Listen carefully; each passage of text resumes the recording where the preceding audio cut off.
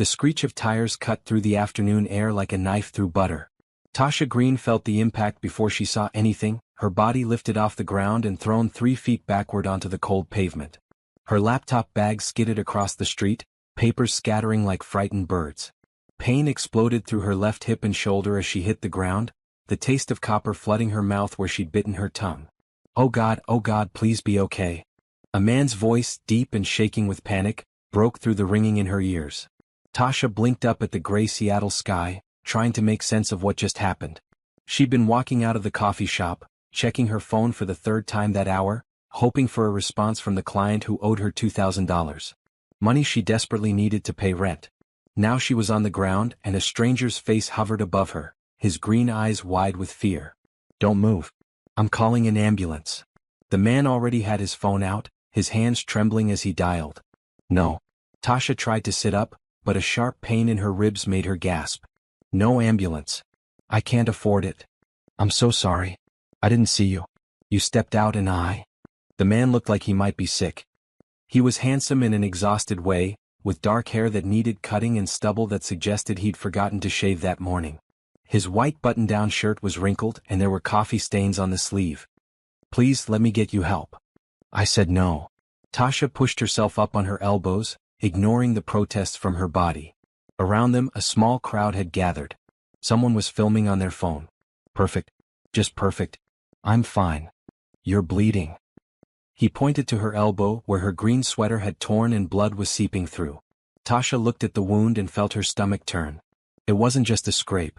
The skin was split open, probably needed stitches.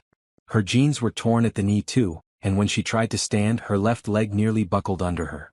The man caught her before she fell, his arms surprisingly steady despite his obvious panic. "That's it. You're going to the hospital. I'm taking you myself.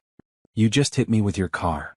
Tasha tried to pull away, but her body wasn't cooperating. "Why would I go anywhere with you? Because I'm responsible for this and I'm not going to leave you bleeding on the street." His voice was firmer now, though still laced with guilt. "My name is Julian Bennett. I'm not going to hurt you. I'm going to help you and I'm going to pay for everything. Every single thing." Tasha wanted to argue. She wanted to tell him to leave her alone, that she'd handle it herself like she handled everything else in her life. But the pain was getting worse, not better, and her vision was starting to blur at the edges. She thought about her empty bank account, her overdue rent, the client who wasn't returning her calls. "Fine." The word came out smaller than she intended. "But I'm keeping track of everything you owe me." Julian nodded, relief flooding his features. "Whatever you want. Can you walk to my car? It's right there." He pointed to a sleek black Mercedes parked at an angle on the street, the driver's door still open. Tasha let him guide her toward it, each step sending fresh waves of pain through her hip. The crowd parted for them and she heard someone mutter about rich people thinking they owned the roads. They weren't wrong. Julian helped her into the passenger seat with surprising gentleness, making sure her injured leg was comfortable before closing the door. He ran around to gather her scattered belongings, stuffing papers and her laptop into her bag with no regard for order. When he slid into the driver's seat, his hands were shaking again. "There's a hospital 10 minutes from here." He started the car, checking his mirrors 3 times before pulling out. "I'm really sorry. I was distracted. I got a call from my daughter's school and I was trying to text my assistant while driving, which was stupid and reckless and..." "You have a daughter?" Tasha wasn't sure why she asked. Maybe it was the shock talking. 4 kids actually. Julian let out a breath that sounded like a laugh without any humor in it. "Sophie is 12. The twins Luke and Lily are 10. And Emma just turned 6. Their nanny quit this morning and Sophie got sent to the principal's office for punching a boy who was bullying her brother, and I was trying to figure out how to leave a board meeting to pick her up when I hit you." Tasha closed her eyes, trying to process this information through the pain. 4 kids. A board meeting. This man wasn't just wealthy, he was busy and overwhelmed and apparently a terrible multitasker. "Is that supposed to make me feel better about being hit by a car?" she asked. "No." He glanced at her, guilt written all over his face. "Nothing makes that okay. I'm just trying to explain, not excuse." "There's no excuse." They drove in silence for a few minutes. Tasha watched the city pass by through the window, familiar streets that suddenly felt foreign. This morning she'd woken up worried about money and deadlines. Now she was in a stranger's car, bleeding and bruised, her entire afternoon derailed. "What's your name?" Julian asked softly. Tasha. Tasha Green. It's nice to meet you, Tasha. I wish it were under better circumstances. He pulled into the hospital emergency entrance and parked in a spot clearly marked for ambulances only. Wait here. I'll get a wheelchair. Before she could argue, he was out of the car and running toward the entrance. Tasha sat there, looking at the blood on her sweater, feeling the throb of pain in her hip and ribs and elbow. She should call someone. Her mother would worry. Her best friend Kenji would drop everything to come sit with her. But she didn't reach for her phone.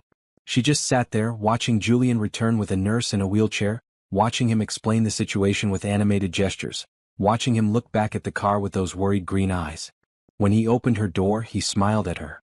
It was a small, tentative smile that didn't quite reach his eyes. Ready? He asked. Tasha nodded and let him help her into the wheelchair. As the nurse pushed her through the automatic doors, Julian walked beside her, carrying her bag and asking questions about insurance and medical history that she barely heard. She was going to let this stranger help her. She was going to let him pay her bills and ease his guilt. Not because she wanted to, but because she needed to. Because sometimes pride was a luxury she couldn't afford. And maybe, just maybe, because there was something in his eyes that told her he needed to help just as much as she needed the help. Would you really turn down help when you desperately need it, even if it comes from a stranger? What would you do in Tasha's situation? Drop a comment below and let me know your thoughts. And if you're enjoying this story, hit that subscribe button because trust me, you won't want to miss what happens next. 3 days passed in a blur of pain medication and ice packs. Tasha's diagnosis was better than it could have been. Severe bruising to her hip and ribs, a sprained ankle and 7 stitches in her elbow. No broken bones, no internal bleeding. The doctor said she was lucky. She didn't feel lucky. She felt like she'd been hit by a car, which technically she had been. Julian had stayed at the hospital for the entire 4 hours it took to get her examined, stitched up and released. He'd paid for everything at the registration desk without even asking for the total. When she tried to thank him, he just shook his head and said it was the least he could do. He'd driven her home to her tiny studio apartment in the University District, helped her up the stairs despite her protests, and made sure she had his personal cell phone number in case she needed anything. Then he'd left and Tasha had assumed that would be the end of it. She was wrong. The knock on her door came at 2 in the afternoon on Thursday. Tasha was on the couch in her pajamas, laptop balanced on her knees as she tried to work on a logo design for a local bakery. Her client had finally responded to her emails, not with payment but with more revision requests. The bruise on her hip had turned a spectacular purple-yellow, and moving still hurt. Coming, she called, limping toward the door. She looked through the peephole and felt her heart skip. Julian stood in her hallway, holding a massive bouquet of sunflowers and looking nervous. Tasha opened the door slowly. How did you get my address? You wrote it on the hospital forms. He had the decency to look embarrassed. I know this is probably crossing a line, showing up unannounced. If you want me to leave, I will. But I needed to check on you and I wanted to give you this. He held out a manila envelope along with the flowers. Tasha took the flowers first because they were beautiful and bright and her apartment could use some color. Then she took the envelope, which was surprisingly heavy. What is this? Open it. She did and her breath caught. Inside was a check made out to her for $15,000. That's too much. Tasha tried to hand it back, but Julian stepped backward, hands up. It covers your medical bills, which were about $4,000. The rest is for pain and suffering, lost work time, and anything else you need. He spoke quickly like he'd rehearsed this. I know money doesn't fix what happened, but I want to make this as easy for you as possible. I can't accept this. But even as Tasha said it, she was thinking about her rent, her maxed-out credit card, the student loans she'd been paying for a decade. $15,000 would change her life. Yes, you can. Julian's voice was gentle but firm. Please. It would make me feel better, and honestly, you'd be doing me a favor by not suing me, which you absolutely could and probably should do. Tasha looked down at the check, then at the man in her doorway. He was dressed more casually today, in jeans and a blue sweater that made his eyes look even greener. He looked less exhausted than he had on Monday, though there were still dark circles under his eyes. Come in, she heard herself say. I need to sit down and we should probably talk about this. Relief washed over Julian's face. Thank you. Her apartment was embarrassingly small, especially compared to what she imagined his house looked like. The studio was maybe 400 square feet, with a Murphy bed that was currently down and unmade, a tiny kitchenette, and barely enough room for her desk and couch. Her art prints covered the walls, and houseplants crowded every available surface. Sorry about the mess. Tasha gestured vaguely at the space as she limped back to the couch. It's not messy. It's lived in. Julian remained standing, looking at her artwork with genuine interest. Did you do these? Most of them. I'm a graphic designer and illustrator. Tasha set the flowers on her coffee table, which was really just a storage ottoman. Or I try to be. The steady income part is still a work in progress. These are incredible. He leaned closer to examine a digital illustration of the Seattle skyline she'd done in shades of blue and green. The way you've captured the light reflecting off the buildings, it's like the city is alive. Something warm flickered in Tasha's chest at the genuine appreciation in his voice. Most people just nodded politely at her work. Thank you. That one's actually for sale if you're interested. She meant it as a joke, but Julian pulled out his phone. How much? 300? Tasha named a price lower than she usually charged because he'd already given her $15,000 and she felt weird about it. I'll give you 500 and I want 2 more pieces for my office. He was already typing something on his phone. Do you have a website where I can see your portfolio? Julian, stop. Tasha held up her hand. You don't have to buy my art. You've already done more than enough. He looked up from his phone, confused. I'm not buying it because I feel guilty. I'm buying it because it's good. My office is boring and corporate, and I've been meaning to add some local art. This is perfect. Tasha studied his face, looking for signs of pity or obligation. She found neither. Okay, she said slowly. My website is tashagreendesigns.com. But seriously, you don't have to do this. I want to. Julian sat down in the chair across from her, careful to leave a respectful distance. Can I be honest with you about something? Please. The last 3 days have been some of the hardest of my life and I've had some pretty difficult days. He rubbed his face with both hands. I kept thinking about you lying on that street and how different it could have been. How I could have killed you because I was too distracted to pay attention. I haven't slept well. Every time I close my eyes, I see you falling. Tasha's throat tightened. She'd been so focused on her own pain and inconvenience that she hadn't considered what this might have done to him. I'm okay, she said softly. Bruised and sore, but okay. I know. But you might not have been, and that's on me. Julian met her eyes. So please take the check. Let me commission some artwork. Let me do something to make this better because I need that almost as much as you probably need the money. Am I right about that? The money? Tasha wanted to lie, to pretend she was fine financially and didn't need his help. But the check in her hand represented freedom from the stress that had been crushing her for months. Yes, she admitted. You're right about the money. Things have been tight. Then we're helping each other. Julian smiled, and this time it reached his eyes. You're letting me sleep at night, and I'm helping you with rent or bills or whatever you need. Deal? Deal. Tasha found herself smiling back. But I'm still going to do good work on those art pieces. No charity. I wouldn't want charity. I want art that makes my boring tech office look less like a soul-sucking corporate prison. They both laughed and something shifted in the room. The awkwardness faded, replaced by something easier. Can I ask you something? Tasha shifted on the couch, trying to find a position that didn't hurt. Why tech? What does your company do? Julian's whole face changed, lighting up with enthusiasm. We develop educational software for kids with learning differences. My son Luke has dyslexia, and when he was younger we couldn't find good tools to help him. So I created them. That's actually amazing. It started as a dad trying to help his kid and turned into a company with 200 employees. He shrugged, but Tasha could tell he was proud. We're not changing the world, but we're helping some kids read better, and that feels pretty good. They talked for another hour.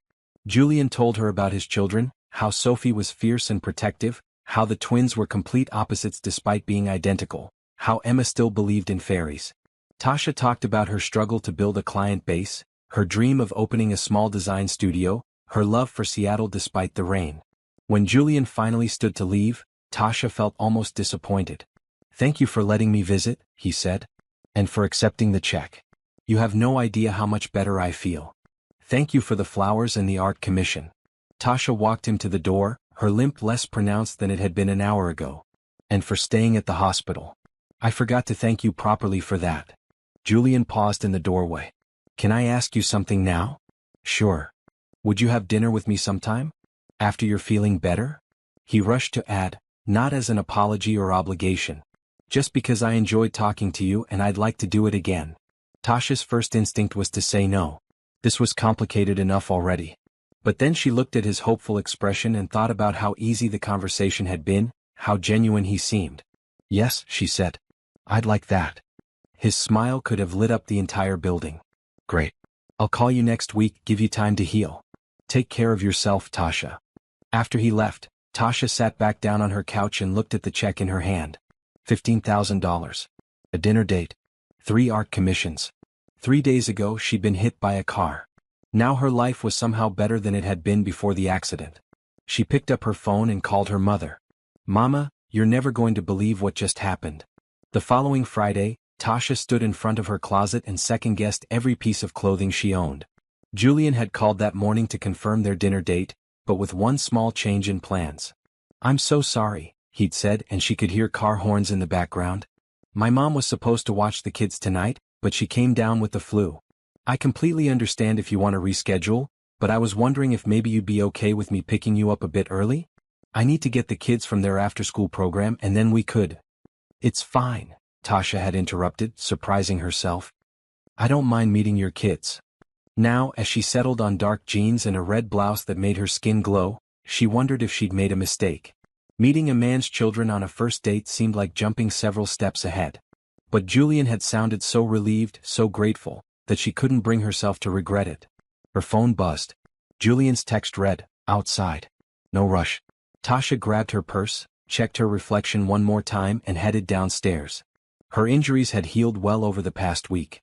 The stitches in her elbow were dissolving on their own, and the bruises had faded to a dull yellow-green that she could almost ignore. Julian's car was impossible to miss, and so was his smile when she opened the passenger door. "You look beautiful," he said, then immediately looked embarrassed. "Sorry, was that too much? I'm out of practice at this." It was perfect. Tasha buckled her seatbelt, noticing that he looked good too. He wore charcoal pants and a white shirt with the sleeves rolled up, and he'd actually shaved. "How out of practice are we talking?" "I haven't been on a date in about 7 years. Julian pulled away from the curb. "My wife, Caroline, died when Emma was born.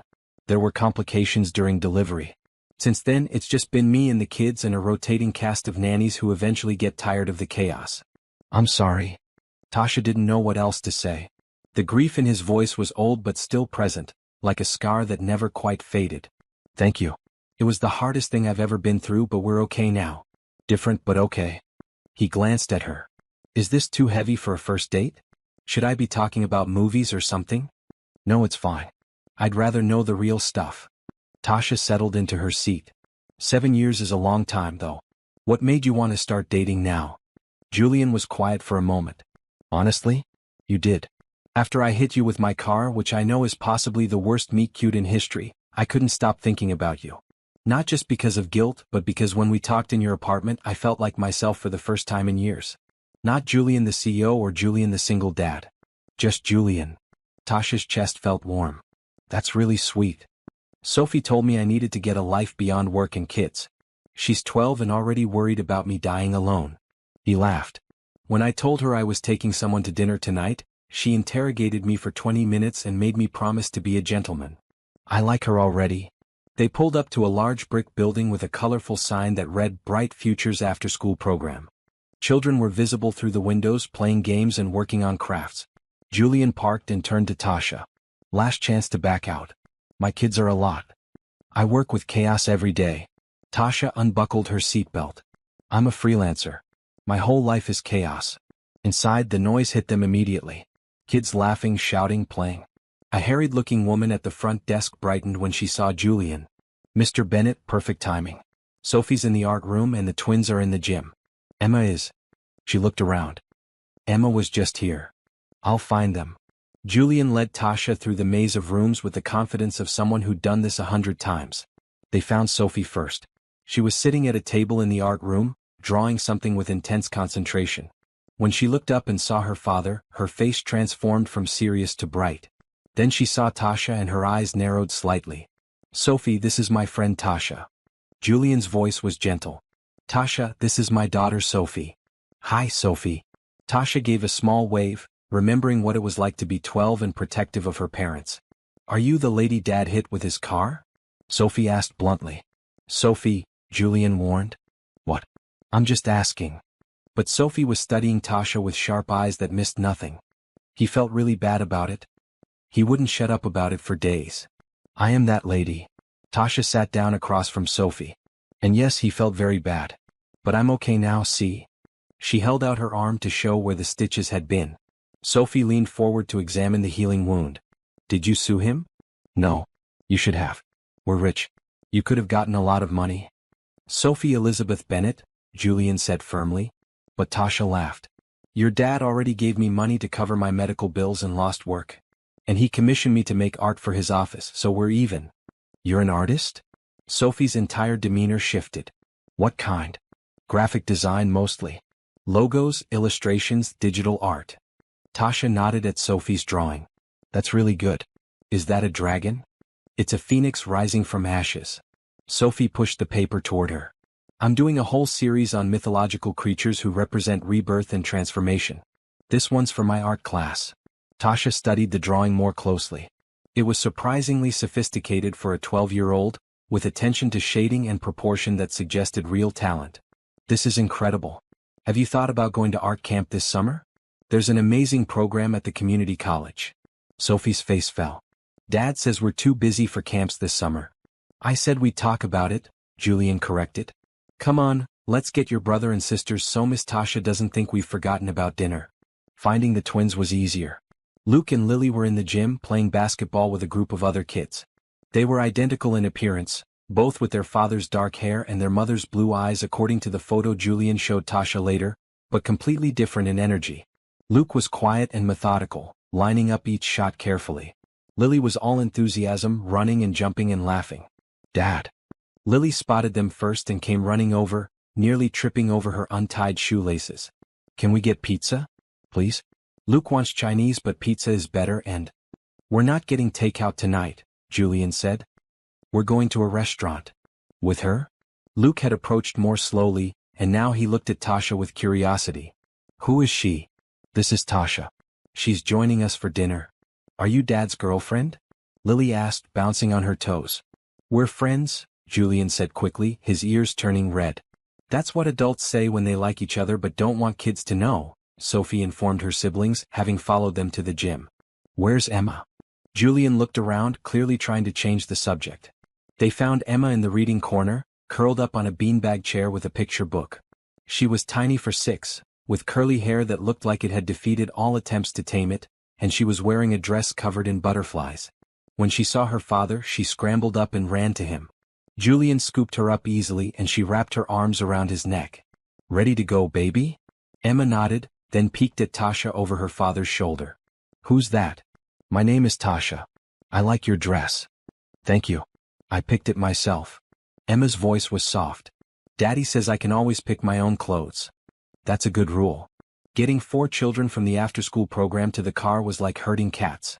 Sophie argued about sitting in the back, Lily couldn't find her backpack, Luke needed to use the bathroom, and Emma wanted to bring her library book. By the time everyone was buckled in, Tasha was exhausted just from watching.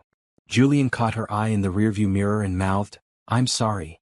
But Tasha found herself smiling. The chaos was overwhelming, but there was something warm about it too. Something alive and real that her quiet apartment never had. So where are we going for dinner? Sophie asked. I was thinking that new Italian place downtown, Julian said. But I don't like Italian, Luke protested. You like pasta, Julian countered. That's different. How is pasta different from Italian food? Lily started singing a song from a movie. Emma joined in off-key but enthusiastic. Sophie rolled her eyes and looked out the window. Julian met Tasha's eyes in the mirror again, this time with a look that said, See what I deal with? Tasha just grinned. 20 minutes later, after a debate about restaurants that involved all 4 children stating different preferences, Julian pulled into the parking lot of a family-style restaurant that served everything from burgers to stir-fry. It was a compromise and not what he'd planned for their first date, but the kids seemed happy. This isn't exactly the romantic dinner I promised, Julian said quietly as they walked toward the entrance. It's perfect, Tasha replied and meant it. Inside the restaurant, they squeezed into a large booth. Emma immediately attached herself to Tasha's side, which seemed to surprise everyone, including Julian. Emma's usually shy with new people, he whispered. But Emma was showing Tasha her menu, pointing out all the items with stars next to them. Those are the best ones, she confided. The stars mean they're special. Good to know. I'll definitely order something with a star. Dinner was chaotic but fun. Lily talked non-stop about her soccer team. Luke asked Tasha detailed questions about graphic design software. Sophie warmed up gradually, eventually showing her some sketches on her phone. Emma fell asleep against Tasha's arm halfway through the meal, her small body warm and trusting. Julian watched all of this with an expression Tasha couldn't quite read. Relief maybe. Or hope. When the check came, Tasha reached for her purse but Julian waved her off. This was supposed to be our date, remember? Some first date. You basically hired a babysitter. You're doing this for free, so definitely not a babysitter. He grinned. Besides, you're a natural with them. Emma never warms up to anyone this fast. On the drive back to her apartment, with all 4 kids now asleep in the back, Julian spoke softly. Thank you for tonight. I know this wasn't what you signed up for. I had a good time, Tasha said honestly. Your kids are great. They like you too. I could tell. He pulled up in front of her building. Can we do this again? Maybe just the 2 of us next time? Or maybe not. The words came out before Tasha could stop them. I mean, your kids are part of your life. Hiding that seems like a waste of time if we're going to keep seeing each other. Julian's smile was brighter than the streetlights. You want to keep seeing me? I want to keep seeing all of you. Tasha unbuckled her seatbelt. Even the chaos. She didn't see the text message until she was back in her apartment. It was from Julian. You have no idea how much tonight meant to me. Thank you for giving us a chance. Tasha looked at the words for a long time before responding. Thank you for letting me in. She fell asleep that night thinking about Emma's small hand in hers, Sophie's gradual smile, the twins' energy and Julian's grateful eyes. She thought about chaos and family and possibilities she hadn't considered before. Maybe getting hit by a car was the best thing that ever happened to her. Tasha had just finished a logo design for a new bakery when her phone rang. Julian's name flashed on the screen and she smiled before answering. Hey, how's your morning? Terrible. Catastrophic. I'm drowning. Julian's voice was strained in a way she hadn't heard before. Tasha, I need help and I know I have no right to ask, but I'm desperate. What's wrong? Are the kids okay? The kids are fine. I'm the problem. She heard him take a deep breath. My nanny quit. Well, she gave 2 weeks' notice, which ended yesterday. I have 3 interviews scheduled for potential replacements, but the first one isn't until next Friday, and I have a huge investor meeting in San Francisco on Monday that I absolutely cannot miss, and the kids have school and activities and Emma has that field trip on Wednesday that requires a parent or guardian, and my mom is still sick, and... Julian breathed. Sorry? I'm spiraling. Another breath. I was wondering if there's any chance, any at all, that you might be able to help me out for a week or 2. Just until I find someone permanent? I know it's a huge ask and you have your own work, but I'd pay you. Very well. Whatever your rate is times 3. Times 5. Name your price. Tasha leaned back in her chair processing this. They'd been on 3 dates over the past 2 weeks, all of them involving his children. She'd grown fond of all 4 kids, especially Emma, who now drew her pictures and saved them for when Tasha came over. But becoming their nanny, even temporarily, was a completely different level of involvement. What exactly would this entail? She asked carefully. Living in the guest house on my property so you're there in the mornings to get them ready for school. Picking them up from after-school programs. Making sure they do homework and get dinner and don't kill each other. I'd be home by 6 most days, earlier when possible. You'd have your own space to work during school hours. The guest house has Wi-Fi and an office setup. You have a guest house? I have a lot of property. It's ridiculous, honestly, but Caroline wanted a place where the kids could run around. His voice softened when he mentioned his late wife. Look, I know this is crazy. We've only known each other a few weeks. But the kids already love you and I trust you and I'm completely out of options. Tasha thought about her current situation. Her freelance income was unpredictable at best. She was still living in a tiny studio apartment, still worrying about bills despite the check Julian had given her. The money from this arrangement could help her finally save enough to rent a proper studio space for her design business. More than that, though, she genuinely cared about those kids.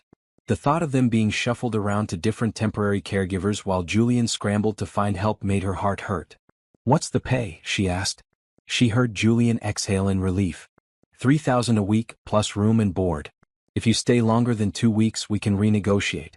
You can work on your design projects during school hours. I won't interfere with your client work at all. $3,000 a week was more than she usually made in a month. When would I start? Is tomorrow too soon? Julian's voice was hopeful and desperate in equal measure. I'd need to fly out Sunday night to make the Monday morning meeting. Tomorrow is Saturday. I know. I'd spend the day showing you everything. Routines, schedules, where everything is. Sophie can help too. She basically runs the house anyway. He paused. Tasha, I know this is asking a lot. If you need time to think about it, I'll do it. The words came out clear and certain. I'll help you. Really? You will? Oh my God, thank you. Julian sounded close to tears. Thank you so much. I can pick you up tomorrow morning, help you pack whatever you need. The guest house is fully furnished, but bring anything that makes you comfortable. After they hung up, Tasha sat in her apartment and wondered what she'd just agreed to. Moving in with a man she'd known for less than a month, taking care of his 4 children, essentially playing house with a family that wasn't hers. Her mother called an hour later as if she had some kind of maternal radar. Baby girl, tell me you're not doing what I think you're doing. If you think I'm temporarily moving into a guest house to help the man who hit me with his car take care of his 4 kids while he finds a permanent nanny, then yes, I'm doing exactly that. Her mother was silent for a long moment. Have you lost your mind? Maybe. Tasha started mentally cataloging what she'd need to pack. But Mama, these kids need help. Julian's drowning. And the pay is really good. It's not about the money and we both know it. Her mother's voice was gentle now. You're getting attached. They're easy to get attached to. What happens when he finds a new nanny and you have to leave? What happens to those kids who've gotten attached to you too? Tasha didn't have an answer for that. She hadn't let herself think that far ahead. I'm just helping out a friend, she said finally. Well, you keep telling yourself that. But her mother's tone wasn't judgmental. Just be careful, baby. With your heart and with theirs. The next morning Julian picked her up at 8. He helped her carry 2 suitcases and a box of art supplies down to his car, and then they drove north out of the city. After 20 minutes, they turned onto a private road that wound through trees before opening up to reveal a sprawling property. The main house was beautiful but not ostentatious, a modern design with lots of windows and natural wood. But it was the guest house that made Tasha catch her breath. It sat about 100 yards from the main house, connected by a stone path. It was smaller but just as beautiful, with its own porch and garden. This is where I'll be staying? She asked. If it's okay. There's a bedroom, full bathroom, living room, and office space. The kitchen is small but functional. Julian carried her suitcases to the door. The kids know you're coming. They're excited. Well, Sophie is pretending not to be excited, but she spent an hour last night making a welcome sign for your door. Sure enough, when Julian opened the door, there was a hand-drawn sign taped to the inside that read, Welcome Tasha, in colorful letters surrounded by drawings of flowers and birds. The guest house was perfect. Everything was clean and bright, with comfortable furniture and art on the walls. The office space had a large desk, a good chair, and a window that looked out onto the garden. I can't believe this is where I'll be working, Tasha said, running her hand along the desk. It's all yours. Wi-Fi password is on that sticky note. Julian set down her suitcases. Come on, let's get you settled in the main house. The kids are waiting. The next few hours were a whirlwind of information. Julian showed her where everything was, from the kids' school supplies to the emergency contacts on the refrigerator. He went over schedules. Sophie had debate club on Tuesdays and Thursdays, the twins had soccer practice on Mondays and Wednesdays, Emma had dance class on Fridays. There were meal preferences, bedtime routines, and a list of rules that seemed reasonable. Sophie can help with a lot of this, Julian said as they stood in the kitchen. She's been helping manage her siblings since she was 8. I probably rely on her too much, but she's so capable. Where are the kids now? Playroom. They're giving us space to talk, but Emma keeps peeking around the corner to see if you're still here. As if on cue, a small curly head appeared from behind the doorframe. Emma, come here. Julian waved her over. You can say hi. Emma ran to Tasha and hugged her legs. You're staying? For a little while, yes. Forever. Julian and Tasha locked eyes over Emma's head. We'll see, baby, Julian said gently. But Tasha's going to take care of you while Daddy's away, okay? You need to be good for her. I'm always good, Emma said, which made both adults laugh. Sophie appeared next, trying to look casual but clearly curious. Is the guest house okay? It's perfect. Thank you for the sign. Sophie's cheeks turned pink. It was Emma's idea. No, it wasn't, it was yours, Emma said loyally. The twins came in together as they usually did. Lily immediately started talking about her soccer game that afternoon, while Luke asked if Tasha knew how to help with long division homework. I'm okay at math, Tasha said. We'll figure it out together. They all had lunch together, a chaotic affair involving sandwich making and debates about whether tomatoes belonged on sandwiches. Then Julian took Lily to her soccer game while Tasha stayed back with the other three, starting to get a feel for the rhythm of the house. By evening she was exhausted but in a good way. The kids were easy to be around and the house felt warm despite its size. When Julian returned with Lily, he found Tasha helping Luke with his homework while Sophie read to Emma on the couch. "This is nice," he said quietly, standing in the doorway. That night, after all the kids were in bed, Julian walked Tasha back to the guest house. "Are you sure about this?" he asked. "It's not too late to change your mind." "I'm sure." Tasha unlocked her door. "Your kids are great, Julian. This isn't a hardship. It will be sometimes. They're not always angels. Sophie gets moody, the twins fight, Emma has nightmares." He ran a hand through his hair. "I'm probably forgetting 100 important things I should tell you. Then call me when you remember. Or text. I'll figure it out." She smiled at him. "Go to San Francisco. Close your deal. Your kids will be fine." Julian stepped closer and for a moment Tasha thought he might kiss her. Instead, he took her hand and squeezed it gently. "Thank you," he said. "For all of this. For giving us a chance. For not running away when you realized how complicated my life is." "Your life is complicated because it's full," Tasha replied. "That's not a bad thing." After he left, Tasha stood on her porch and looked at the main house, where lights glowed in the windows. Somewhere inside, 4 kids were sleeping, trusting her to take care of them. And somewhere in that house was a man who was starting to mean more to her than she'd expected. Her mother's warning echoed in her head. What happens when you have to leave? Tasha pushed the thought away. She'd deal with that when the time came. For now, she was going to focus on the present. On homework help and soccer practices and bedtime stories. On being there for a family that needed her. Even if it was only temporary. The first morning alone with the kids was controlled chaos. Julian had left for the airport at 6, after waking Tasha up to go over last-minute instructions that he'd apparently forgotten to mention the day before. Now it was 7:30 and she needed to get 4 children dressed, fed, and out the door in 45 minutes. "Emma, you can't wear that to school," Tasha said for the 3rd time. Emma had changed from her butterfly dress into a fairy costume complete with wings. "It's not dress-up day. But I want to be a fairy." "You can be a fairy after school." Tasha knelt down to Emma's level. "Please put on the blue dress we picked out? Will you braid my hair like a fairy princess?" "Yes, if you get dressed right now." Emma ran off, and Tasha turned to find Luke sitting at the kitchen table with his cereal, looking upset. "What's wrong?" "I can't find my math homework. I did it last night but now it's gone." His voice was tight with frustration. "Okay, we'll look for it. When did you last see it?" "On my desk before bed." Sophie appeared, already dressed and ready, her backpack on her shoulder. Emma probably took it to draw on the back. Check the art supplies.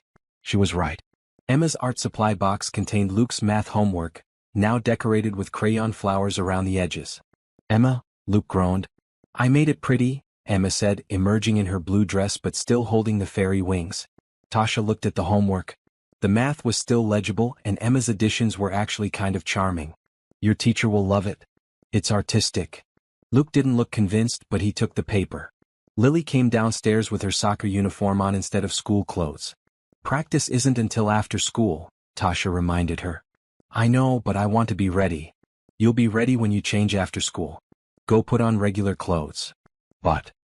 "Now please. We leave in 20 minutes. Somehow they made it out the door with 2 minutes to spare. Tasha drove them to school in Julian's second car, a practical SUV that was easier to manage than his Mercedes.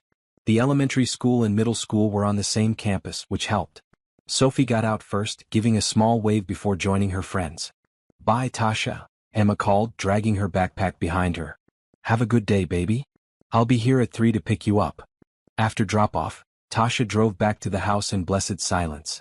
She had 6 hours before pickup, 6 hours to work on her design projects and maybe remember what her life was like before it involved managing 4 schedules. The guest house felt like a sanctuary. She made coffee, opened her laptop and looked at her to-do list. 3 client projects needed attention, including a website redesign for a local nonprofit that had a tight deadline. She dove into the work, losing herself in color schemes and layouts. When her phone alarm went off at 2:30, she was shocked. The day had disappeared. She'd accomplished more in 6 hours than she usually did in 2 full days, probably because she knew her time was limited. Pickup was smooth. Emma came running out of her classroom and hugged Tasha's legs like she'd been gone for a month. Luke and Lily appeared together, arguing about something that had happened at recess. Sophie was last as usual, talking to her teacher about an upcoming project. "Can we get ice cream?" Lily asked as they walked to the car. "Did your dad say you could have ice cream on school days?" "He says no added sugar after school on weekdays," Sophie said, giving her sister a look. "Lily knows that." "But Tasha's not Dad," Lily argued. "Nice try." Tasha unlocked the car. "We're having the snacks your dad left. Apple slices and cheese." "Boring," Lily muttered, but she didn't argue further. Back at the house, Tasha set the kids up with their snacks and started homework supervision. This turned out to be more complicated than expected. Luke needed help with a science project about ecosystems. Lily couldn't focus and kept getting up to practice soccer moves in the living room. Sophie was working on an English essay and didn't need help but kept getting distracted by her phone. Emma, who didn't have homework yet, decided to draw a picture of everyone. She narrated as she drew, "This is Daddy and this is Sophie and this is Luke and Lily and this is me and this is Tasha. We're all holding hands because we're a family." Tasha's heart squeezed at that, but she didn't correct her. How could she explain to a 6-year-old that she was just temporary? Dinner was another adventure. Julian had left instructions for simple meals, and Tasha had decided on spaghetti with marinara sauce. She'd cooked plenty of times for herself but never for 4 kids with different preferences. "I don't like sauce," Luke said. "Can I have butter instead?" Emma asked. "I'm not hungry," Sophie announced, though Tasha suspected this was teenage posturing rather than actual lack of hunger. Only Lily ate without complaint, going back for seconds and thirds. After dinner came baths, which Tasha quickly learned was its own special kind of chaos. Emma wanted to bring 12 toys into the tub. Luke needed supervision because he'd get distracted and forget to actually wash. Lily splashed water everywhere. Sophie was old enough to shower on her own, thankfully. By 8 o'clock, all 4 kids were in pajamas. Emma asked for a bedtime story, which led to Luke and Lily wanting to listen too. They all piled into Emma's room, and Tasha read 3 picture books before Emma's eyes finally started to close. "Tasha?" Emma's voice was sleepy. "You're not going to leave, are you?" "I'll be here in the morning," Tasha said, which wasn't exactly an answer. "Good. I like when you're here. Daddy's happier." After the kids were asleep, Tasha video called Julian to give him an update. He answered immediately and she could see a hotel room behind him. "How was day 1?" he asked. "We survived. Everyone's fed, clean and sleeping." "You're amazing." He looked exhausted but relieved. "I've been worrying all day. We had a few hiccups but nothing major." Emma tried to wear a fairy costume to school, Luke's homework got decorated, and Lily wanted ice cream but we worked it out. Julian laughed. "That sounds about right. Did Emma draw another picture?" "How did you know?"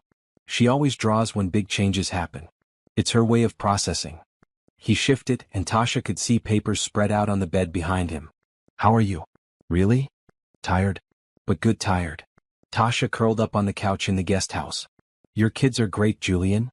They like you a lot. Sophie texted me earlier to say you were doing a good job." He smiled. Coming from her, that's high praise. They talked for another 20 minutes, and Tasha found herself relaxing into the conversation. Julian told her about his meeting, which had gone well. She told him about the funny things the kids had said. It felt domestic and comfortable, like they'd been doing this for years instead of days. "I should let you get some sleep," Julian finally said. "You've got another full day tomorrow. When do you come back?" "Thursday night if everything goes well." "Think you can handle 3 more days?" "I think I can handle it." Tasha smiled. The kids can handle it anyway. The next few days fell into a rhythm. Tasha learned the shortcuts. Let Lily wear her soccer warm-ups under her school clothes to save time. Give Luke extra time for breakfast because he was slow in the mornings. Help Emma pick out her clothes the night before. Leave Sophie alone unless she asked for help. She also learned the hard parts. Luke had dyslexia, which meant reading homework took 3 times longer than it should. Sophie was dealing with friend drama at school that she didn't want to talk about. Lily's competitive nature meant she got upset when she didn't score in soccer. Emma had nightmares twice, and both times she came to the guest house instead of staying in the main house alone. "I'm scared," Emma whispered the second time, standing at Tasha's door in her pajamas. "Come here, baby." Tasha let her in and made space on the couch. "What were you dreaming about?" "I don't remember. Just scary things." Emma curled against her side. Will you stay with me? Tasha carried her back to the main house and lay down in Emma's small bed until she fell back asleep. When she tried to leave, Emma's hand clutched her shirt. Don't go yet. So Tasha stayed and eventually fell asleep herself, waking up at dawn with a crick in her neck and Emma sprawled across her. On Wednesday she chaperoned Emma's field trip to the zoo. It was exhausting keeping track of 6 6-year-olds, but Emma was so proud to have her there that Tasha didn't mind the chaos. This is my Tasha, Emma told everyone. She lives with us now. Each time Emma said something like that, Tasha felt a pang of guilt. She was getting too attached and so were the kids. This was only temporary. In a week or two Julian would hire a real nanny, and Tasha would move back to her apartment and become just a friend who visited sometimes. But it was hard to remember that when Luke showed her his A on the science project she'd helped him with. When Sophie asked her opinion on college essays even though Sophie was only in 7th grade. When Lily insisted Tasha come to her soccer game and cheered extra loud when Tasha arrived. When Emma drew another picture, this one labeled My Family, with Tasha right in the middle. Thursday afternoon, Tasha was making dinner when her phone rang. It was Julian. Hey, I'm at the airport. I'll be home in about 3 hours. The kids will be excited. Tasha stirred the pasta sauce. How did everything go? Better than expected. We got the funding, plus 2 of the investors want to partner on additional projects. His voice was warm. I couldn't have done this without you, Tasha. Knowing the kids were taken care of, that they were happy, it let me focus completely on work. I'm glad I could help. Listen about that. Julian paused. Can we talk when I get home? About maybe extending this arrangement? Tasha's heart skipped. Extending how? I'll explain everything tonight. But just so you know, you're not temporary to us. You're family. At least that's how we see it. After they hung up, Tasha stood in the kitchen, wooden spoon in hand, trying to process what he'd said. Family. Not temporary. Extending the arrangement. What did that mean? Is Dad coming home? Sophie had appeared in the doorway. In a few hours. Good. The house is better when he's here. Sophie moved into the kitchen and started setting the table without being asked. It's better when you're here too. Sophie. I know you're probably going to leave soon. When Dad finds a real nanny. Sophie's voice was matter-of-fact, but Tasha heard the hurt underneath. Everyone leaves eventually. That's not true. My mom left. 5 nannies have left. Even Mrs. Peterson next door moved away last year. Sophie aligned the forks precisely. People always leave. Tasha set down the spoon and pulled Sophie into a hug. The girl stiffened at first, then melted into it. I'm not planning on leaving, Tasha said softly. Not unless you want me to. We don't want you to. Any of us. Sophie pulled back, wiping her eyes quickly. Emma cries in her room sometimes because she's worried you'll go away. Luke told his teacher that his new mom is helping him read better. Lily put your picture on her soccer locker. And Dad actually smiles now. Your dad smiled before. Not like he does when he talks about you. Sophie gave her a look that was far too mature for 12. He's in love with you. Anyone can see it. Before Tasha could respond, the twins burst into the kitchen, arguing about which movie they should watch after dinner. Emma followed, carrying a new drawing. The moment passed, but Sophie's words stayed with Tasha all evening. When Julian finally arrived home, the kids tackled him in the entryway. He hugged each of them, listened to their stories, and admired Emma's drawings. But his eyes kept finding Tasha across the room, and the look in them made her heart race.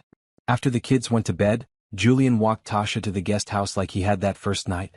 But this time he didn't just say goodnight at the door. Can I come in? We should talk. Tasha led him inside, suddenly nervous. They sat on the couch and Julian turned to face her.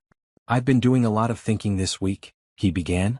About what I want, what the kids need, what makes sense for all of us. Okay. I don't want to hire another nanny. I want you to stay. Not as an employee exactly, but as... He searched for the right word. As part of our family. Permanently. Julian. I know it's a lot. We've only known each other a few weeks. But Tasha, these have been the best weeks I've had in years. The kids are happier, I'm happier, and it's all because of you. He took her hand. I'm not proposing or anything that's serious. Not yet. But I want you to stay. Keep living in the guest house if that's more comfortable, or move into the main house. Keep working on your design business, but know you'll always have a home here. With us. Tasha looked at their joined hands. Everything he was offering was exactly what she wanted. But the responsible part of her brain was waving red flags. This is really fast, she said. I know. If you need time to think about it. What happens if things don't work out between us romantically? The question had to be asked. The kids are already attached. So am I. If we try dating seriously and it falls apart, everyone gets hurt. Then we'll deal with it like adults, Julian said simply. But Tasha, I'm not a reckless person. I don't make impulsive decisions, especially not ones involving my children. I've thought about every angle, every possible outcome. And I keep coming back to the same conclusion. You belong here. With us. You're sure? I've never been more sure of anything. He squeezed her hand. Stay. Please. Let's see where this goes. Tasha thought about Emma's drawings, Luke's proud smile over his science grade, Lily's enthusiasm, Sophie's guarded hope. She thought about waking up every morning with purpose, about being part of something bigger than herself. Okay, she said. I'll stay. Julian's smile could have lit up the entire estate. Really?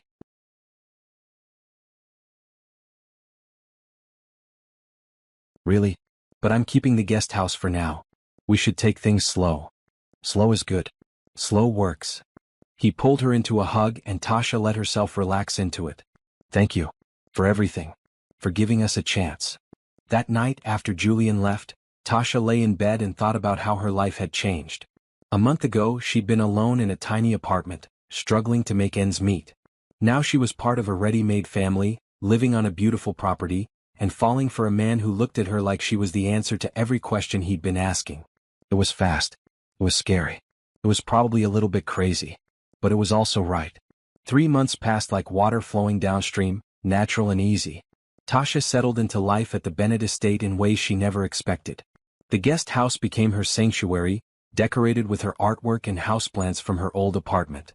She'd converted the office into a proper studio, and her design business flourished with the stability of not worrying about rent. But most of her time was spent in the main house, where the lines between nanny, girlfriend, and family member blurred more each day. Tasha, can you help me with this essay? Sophie appeared in the kitchen one Saturday morning. It's about someone who inspires you, and I'm writing about you. Me? Tasha looked up from the grocery list she was making. Why me? Because you're the only adult who actually listens when I talk about art. Sophie sat down at the kitchen table. My teacher says I need more specific examples. Can I interview you?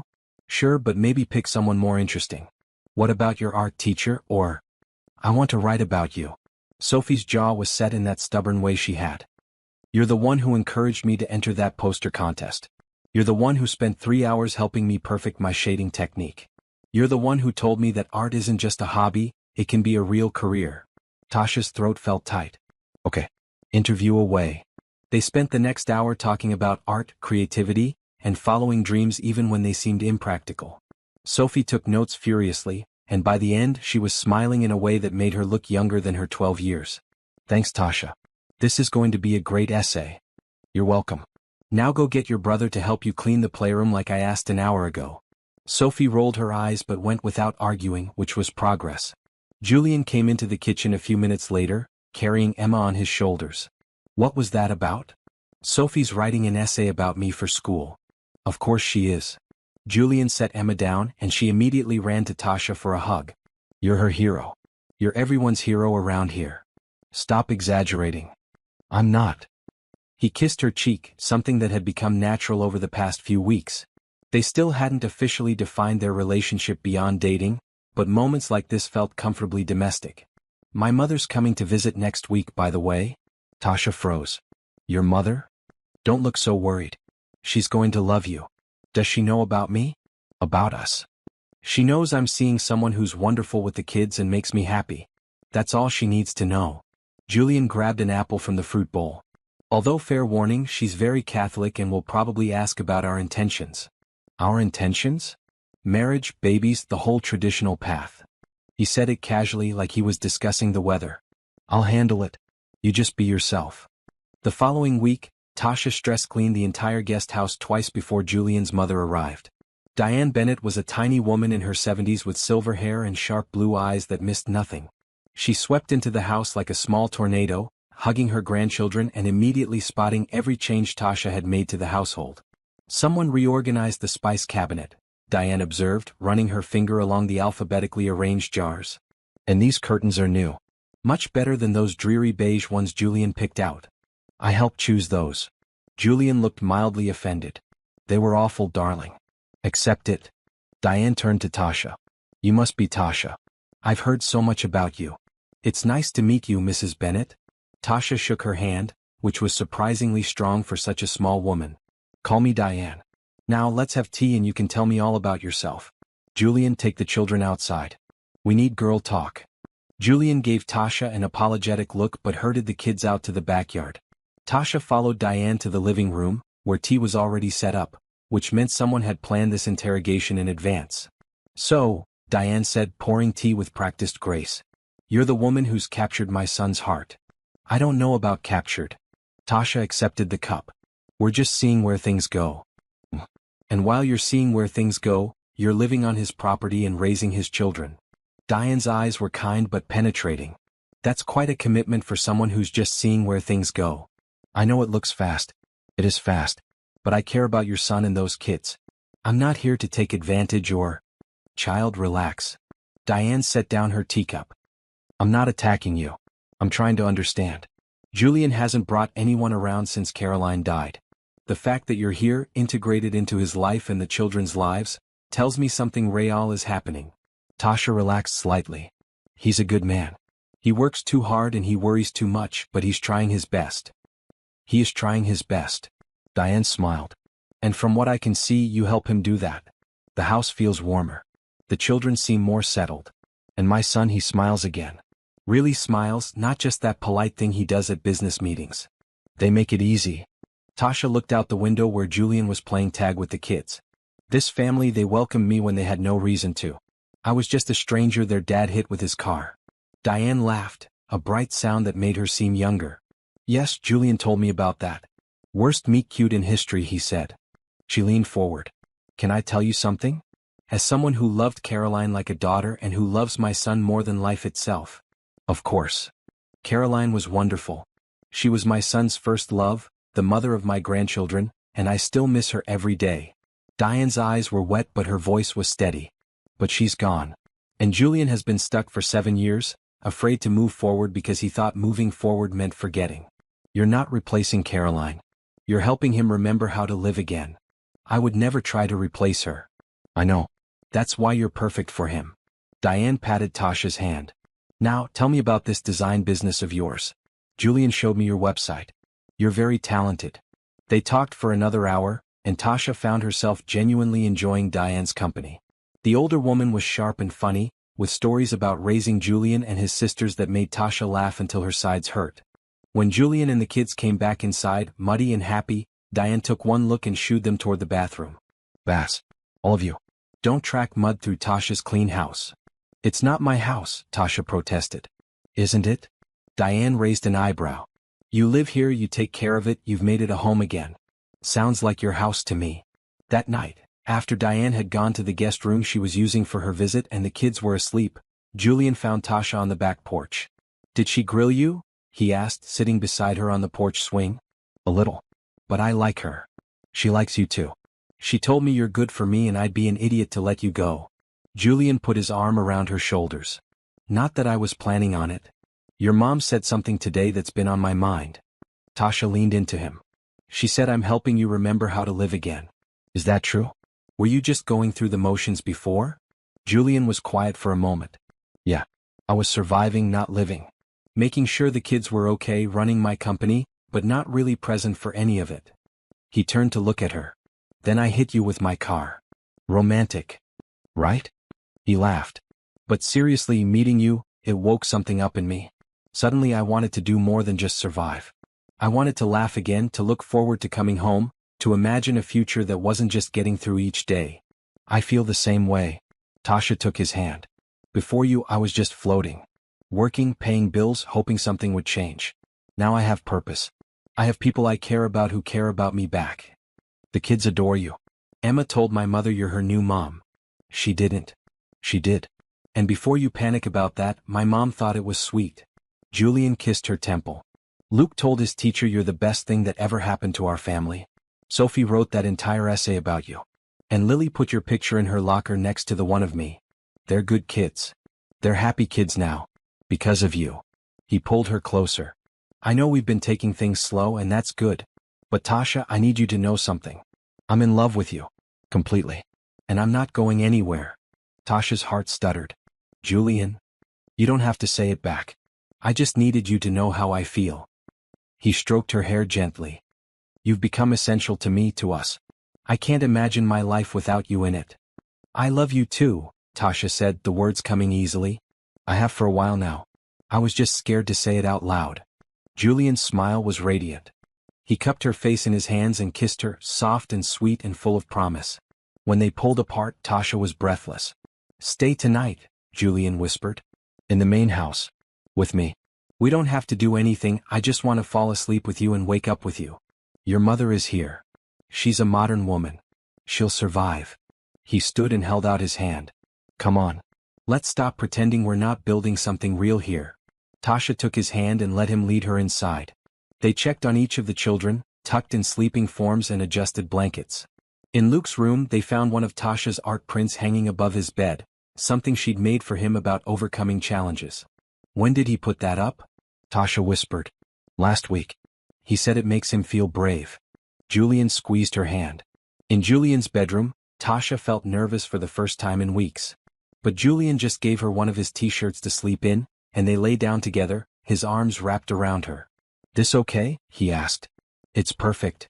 They talked in the darkness about everything and nothing. Their childhoods, their dreams, their fears. Julian told her about Caroline, not with sadness but with affection, sharing memories of their time together. Tasha told him about past relationships that hadn't worked, about her struggles with feeling like she wasn't good enough. You're more than good enough, Julian said fiercely. You're everything. Tasha fell asleep in his arms, feeling safer and more content than she ever had in her life. When she woke up, sunlight was streaming through the windows and Julian was watching her with a soft expression. Good morning, he said. Morning. How long have you been awake? About 10 minutes. I didn't want to move and wake you. He brushed a strand of hair from her face. You're beautiful in the morning. I probably look terrible. You look like you belong here. A knock on the door interrupted them, followed by Emma's voice. Daddy? Are you awake? Julian called for her to come in, and Emma pushed open the door, stopping short when she saw Tasha in the bed. Tasha stayed over? Her face lit up like Christmas morning. I did. Is that okay? Emma launched herself onto the bed, wiggling between them. It's the best. Now we're really a family. Over Emma's head, Julian and Tasha shared a look. They were really doing this. Building something real, something lasting. And it felt absolutely right. Later that morning, Diane found Tasha in the kitchen making breakfast for everyone. The older woman gave her a knowing smile. So you stayed in the main house last night. Is that a problem? Tasha asked, suddenly worried about Catholic judgment. Not at all. It's about time. Diane started setting the table. Life's too short to waste time pretending you don't love each other. I can see you're good for my son and those children. That's all I needed to know. The weekend passed in a warm blur. Diane told embarrassing stories about Julian's childhood. They all went to Lily's soccer game, where Tasha cheered so loudly she lost her voice. Sophie showed her grandmother the essay about Tasha, which made Diane tear up. Luke read aloud from a book he'd finished, his dyslexia no longer the barrier it once was thanks to the techniques Tasha had researched and practiced with him. When Diane left on Sunday evening, she hugged Tasha tightly. Take care of my family, she whispered. They need you. I will. I promise. The weeks that followed settled into a new normal. Tasha still kept the guest house as her studio, but most nights she slept in the main house with Julian. They were careful around the kids, not overly affectionate but not hiding their relationship either. The children seemed to accept it naturally, as if this was how things were always meant to be. Tasha's design business continued to grow. Julian introduced her to contacts in the business world, and she landed several corporate clients. She hired an assistant, a recent design school graduate named Kenji who worked remotely and helped manage the increasing workload. One Thursday evening, Tasha was working late in her studio when Julian knocked on the door. Can I come in? Always. He entered carrying 2 glasses of wine and looking nervous in a way she'd never seen before. What's wrong? Tasha saved her work and turned to face him. Nothing's wrong. Everything's right. That's kind of the problem. Julian handed her a glass and sat on the couch. I've been thinking about something. That's ominous. It's not bad, I promise. Just significant. He took a sip of wine. My company is expanding. We're opening offices in 3 new cities, and it means I'll need to travel more over the next year. Maybe 2 weeks a month. Tasha's stomach dropped. Oh. The thing is, I don't want to be away from the kids that much. From you. So I've been considering what that means, what I want moving forward. He set down his glass. The kids need stability. They need someone who's always here, who they can count on no matter what. You're not asking me to choose between you and my business, are you? Tasha felt defensive suddenly. What? No. God, no. Julian moved closer. I'm asking if you'd consider making this permanent. Officially. Moving into the main house completely, not as a nanny or even just my girlfriend, but as their parent. As my partner in everything. Julian, we've only been together a few months. I know. But when you know, you know. He took her hands. I'm not rushing you. Take whatever time you need to think about it. But Tasha, you're already part of this family. The kids call you their bonus mom. Emma tells everyone you're her mother. Luke puts your name on school forms under parent contacts. Sophie asks your opinion on everything. Lily wants you at every game, every event. What exactly are you asking? I'm asking if you'd be willing to make it official. Not marriage, not yet, though I won't lie and say that's not where I hope this goes eventually. But something that tells the kids this is forever. That tells you this is forever. That tells the world you're not just passing through. Tasha's mind raced. This was everything she wanted, but it was also terrifying. What if she wasn't enough? What if she failed these kids who were counting on her? Can I think about it? She asked. Of course. Take all the time you need. Julian kissed her forehead. Just know that whatever you decide, I love you. We all love you. That's not going to change. After he left, Tasha sat in her studio for a long time, looking at the life she'd built. Her artwork covered the walls. Photos of the kids were scattered across her desk. A family calendar hung by the door, marked with soccer games and school events and dentist appointments. She was already all in. She'd been all in since that first dinner when Emma had fallen asleep against her arm. The question wasn't whether she wanted this. The question was whether she believed she deserved it. Her phone rang. It was her mother. Hey, Mama. Hey yourself. You sound troubled. What's wrong? Tasha told her everything, the words pouring out. Julian's proposal to make things official. Her fears about not being enough. Her worry that this was all happening too fast. Her mother listened without interrupting, then said, Baby girl, let me ask you something. Are you happy? Yes. Completely. Do those children love you? I think so. Yes. Does that man treat you right? He treats me like I'm the most important person in the world. Then what's the problem? Her mother's voice was gentle. You've spent your whole life waiting for permission to be happy. To take up space. To believe you deserve good things. Well, here's your permission. You deserve all of this. The love, the family, the happiness. Stop waiting for the other shoe to drop and just enjoy what you've found. What if I mess it up? Then you'll fix it. That's what families do. Her mother paused. Tasha, those kids lost their mother. Julian lost his wife. They know what real loss feels like. If they're willing to open their hearts to you, that means they trust you won't hurt them. Don't prove them wrong by running scared. After they hung up, Tasha knew what she needed to do. She walked back to the main house, where she found Julian reading on the couch, glasses perched on his nose in a way that made him look both distinguished and adorable. That was quick, he said, looking up. I thought you'd need more time. I don't need more time. I already know my answer. Tasha sat beside him. Yes. I want to make this official. I want to be here permanently for you and the kids. I want to be a real part of this family. Julian's smile was blinding. He pulled her into his arms, holding her tight. You have no idea how happy you've just made me. I have some idea, Tasha laughed, hugging him back. They talked late into the night about what this would mean. Tasha would officially move into the main house, though she'd keep the guest house as her studio. They'd sit down with the kids together and explain that Tasha was now a permanent part of the family. They'd add her name to school contacts, emergency forms, all the official documents that declared she had a say in these children's lives. There's one more thing, Julian said as they were getting ready for bed. I want to give you something. He pulled a small box from his nightstand drawer. Inside was a key. It's to the house, obviously. But it's also symbolic. Julian placed the key in her palm. This is your home now. Not because I'm allowing you to stay, but because it's yours. You belong here. Tasha closed her fingers around the key, feeling the weight of what it represented. Commitment. Trust. Home. Thank you, she whispered. For taking a chance on me. for letting me into your lives. Thank you for staying after I literally hit you with my car. Julian grinned. Best worst thing I ever did. They told the kids the next morning over breakfast. Tasha had been nervous, but she shouldn't have been. So Tasha's moving in permanently? Sophie asked, looking between them. Yes. She's going to be here always as part of our family, Julian confirmed. Emma squealed and launched herself at Tasha. I knew it. I told everyone at school you were staying forever. Luke smiled quietly, then asked, Does this mean Tasha can come to parent-teacher conferences? If she wants to, absolutely, Julian said. I want to, Tasha assured him. Lily pumped her fist in the air. Yes.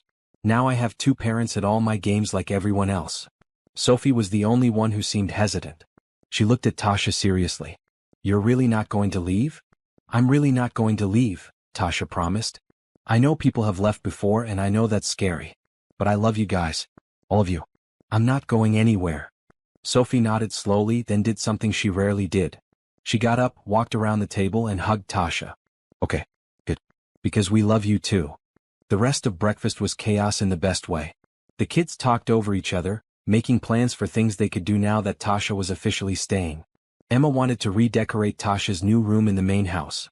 Luke asked if Tasha could help him build a science project he'd been thinking about. Lily wanted to have a celebration party. Sophie suggested they all take a family photo to hang in the living room. We should do that, Julian agreed. A proper family portrait. That afternoon, they all piled into the car and drove to a local photography studio. The photographer was patient with the chaos, letting the kids be themselves instead of forcing stiff poses. The resulting photos were beautiful and real, capturing Sophie's careful smile, the twins' energy, Emma's joy, Julian's contentment, and Tasha right in the middle of it all where she belonged. When the photos came back a week later, Julian had the best one enlarged and framed. It now hung in the entryway, the first thing anyone saw when they entered the house. A family of 6, happy and whole. Tasha stood looking at it one morning before the kids woke up. 6 months ago, she'd been alone and struggling. Now she was surrounded by love, by purpose, by a family that chose her as much as she chose them. Pretty great, isn't it? Julian appeared behind her, wrapping his arms around her waist. It's everything, Tasha said softly.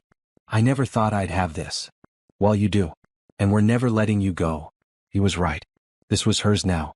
This family, this home, this life. And she was going to spend every day proving she deserved it. 6 months had passed since Tasha officially moved into the main house. The rhythm of their life together had become as natural as breathing. She knew which kid needed what on any given morning, knew when Julian was stressed even before he said anything, knew the exact spot on the back porch where the afternoon light was perfect for sketching. But there was one thing she hadn't told them. One secret she carried like a stone in her chest. The conversation happened on a random Tuesday evening. The kids were all in bed, exhausted from a day at the amusement park. Julian and Tasha were on the couch, her feet in his lap while he absently massaged them. I've been thinking, Julian said, his voice careful in a way that made Tasha look up from her tablet. About? The future. Our future. He met her eyes. I want to marry you, Tasha. Not right now necessarily, but someday. I want you to be my wife, not just my partner. Tasha's heart jumped into her throat. Julian?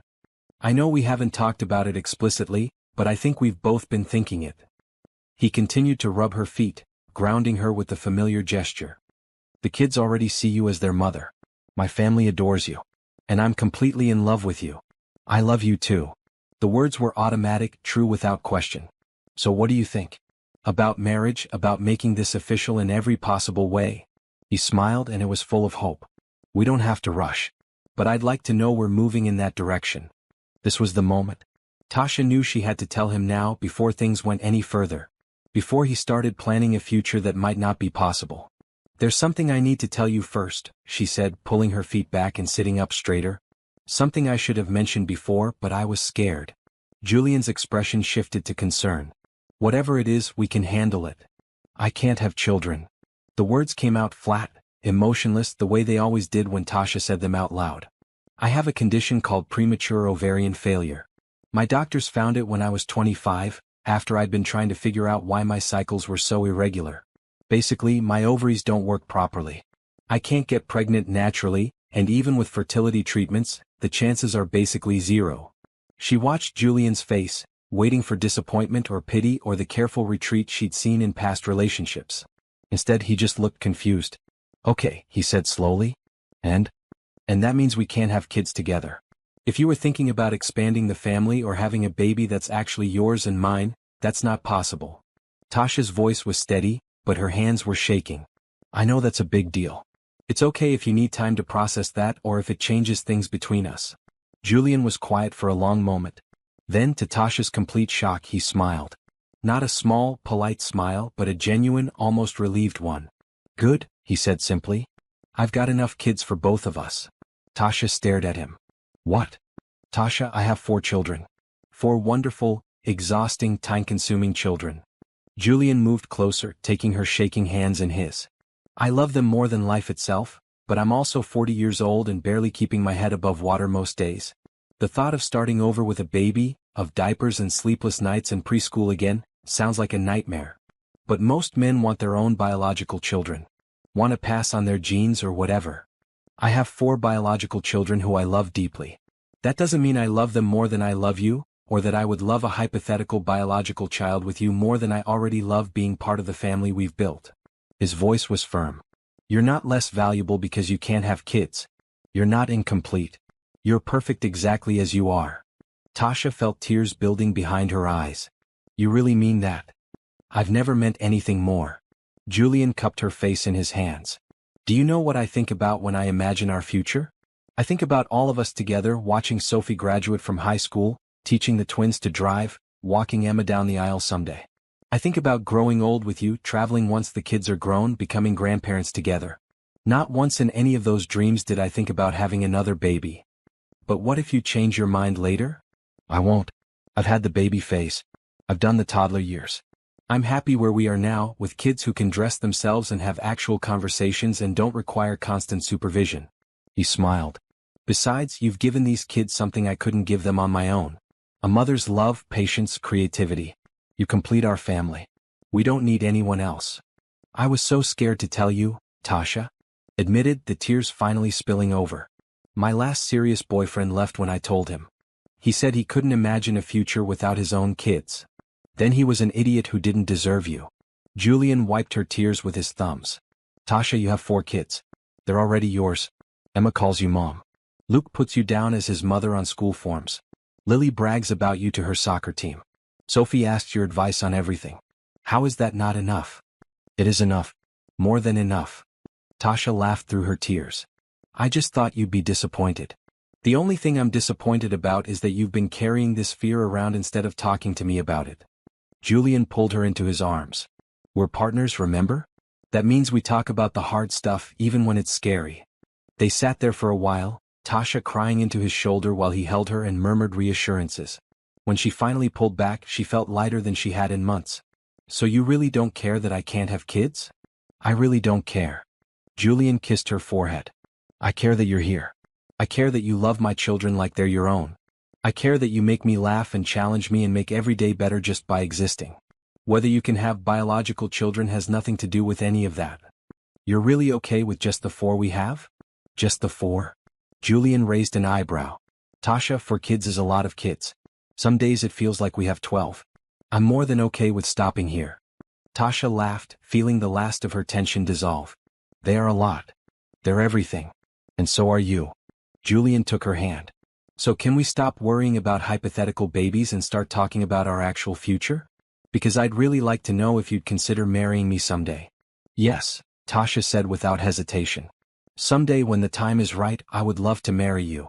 Julian's smile was radiant. That's all I needed to hear. They stayed up late talking about the future in concrete terms. Where they wanted to travel once the kids were older. How they'd handle college decisions and teenage drama. What retirement might look like. Every conversation assumed they'd be together, a team facing whatever came next. Can I ask you something? Tasha said as they were finally heading to bed. When you said you've got enough kids for both of us, did you really mean for both of us? Like you see them as mine too? Tasha, you've been parenting them for almost a year now. You know their schedules better than I do. You help with homework and attend school events and comfort them when they're sad. You're their mother in every way that matters. Julian stopped at the bedroom door. The only reason they don't officially call you mom is because we haven't made it official. But that's what you are. They can call me whatever they're comfortable with. We should ask them what they want. Let them decide. Julian opened the door. But I have a feeling they're going to want to call you Mom. That weekend they sat down with all 4 kids for a family meeting. Emma was bouncing with excitement, sensing something big was happening. The twins sat close together on the couch. Sophie looked nervous but curious. Tasha and I want to talk to you about something important, Julian began. We want to know how you feel about Tasha being part of our family. We already talked about this, Lily said, confused. She's staying forever, remember? Right, but we want to know if you'd be comfortable with Tasha having a more official role. Like, if you wanted to call her Mom, that would be okay with both of us. Emma's hand shot up like she was in class. I want to call her Mom. I already do sometimes. I know you do, baby, Tasha said softly. And that's okay with me. Luke raised his hand too, more tentatively. Is it okay if we call her Mom Tasha? So we remember our first mom but also have Tasha? That's perfect, Julian said, his voice thick with emotion. What about you too? Lily nodded enthusiastically. Mom Tasha works. That way everyone knows she's ours. All eyes turned to Sophie, who was quiet. She looked at Tasha for a long moment. I remember my mom, Sophie said finally. Not as much as I'd like, but I remember her. And I don't want to forget her. You won't forget her, Tasha assured her. Your mom will always be your mom. I'm not trying to replace her or make you forget. I just want to be here for you in whatever way you're comfortable with. Sophie nodded slowly.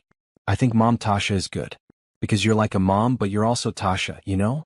You're your own person, not a replacement. Tasha felt tears prickling her eyes again. That means a lot to me, Sophie. Can we make it official? Emma asked. Like, can you adopt us or something? Julian and Tasha exchanged glances. They hadn't discussed that yet, but it wasn't a bad idea. That's something Mom Tasha and I would need to talk about and figure out legally, Julian said. But if that's something you all want, we can look into it. I want it, Emma declared. Me too, the twins said in unison. Sophie was quiet again, then nodded. Yeah, I want that too. After the kids went back to their activities, Julian pulled Tasha aside. Did that just happen? Did my kids just ask you to adopt them? I think they did. Tasha was still processing it herself.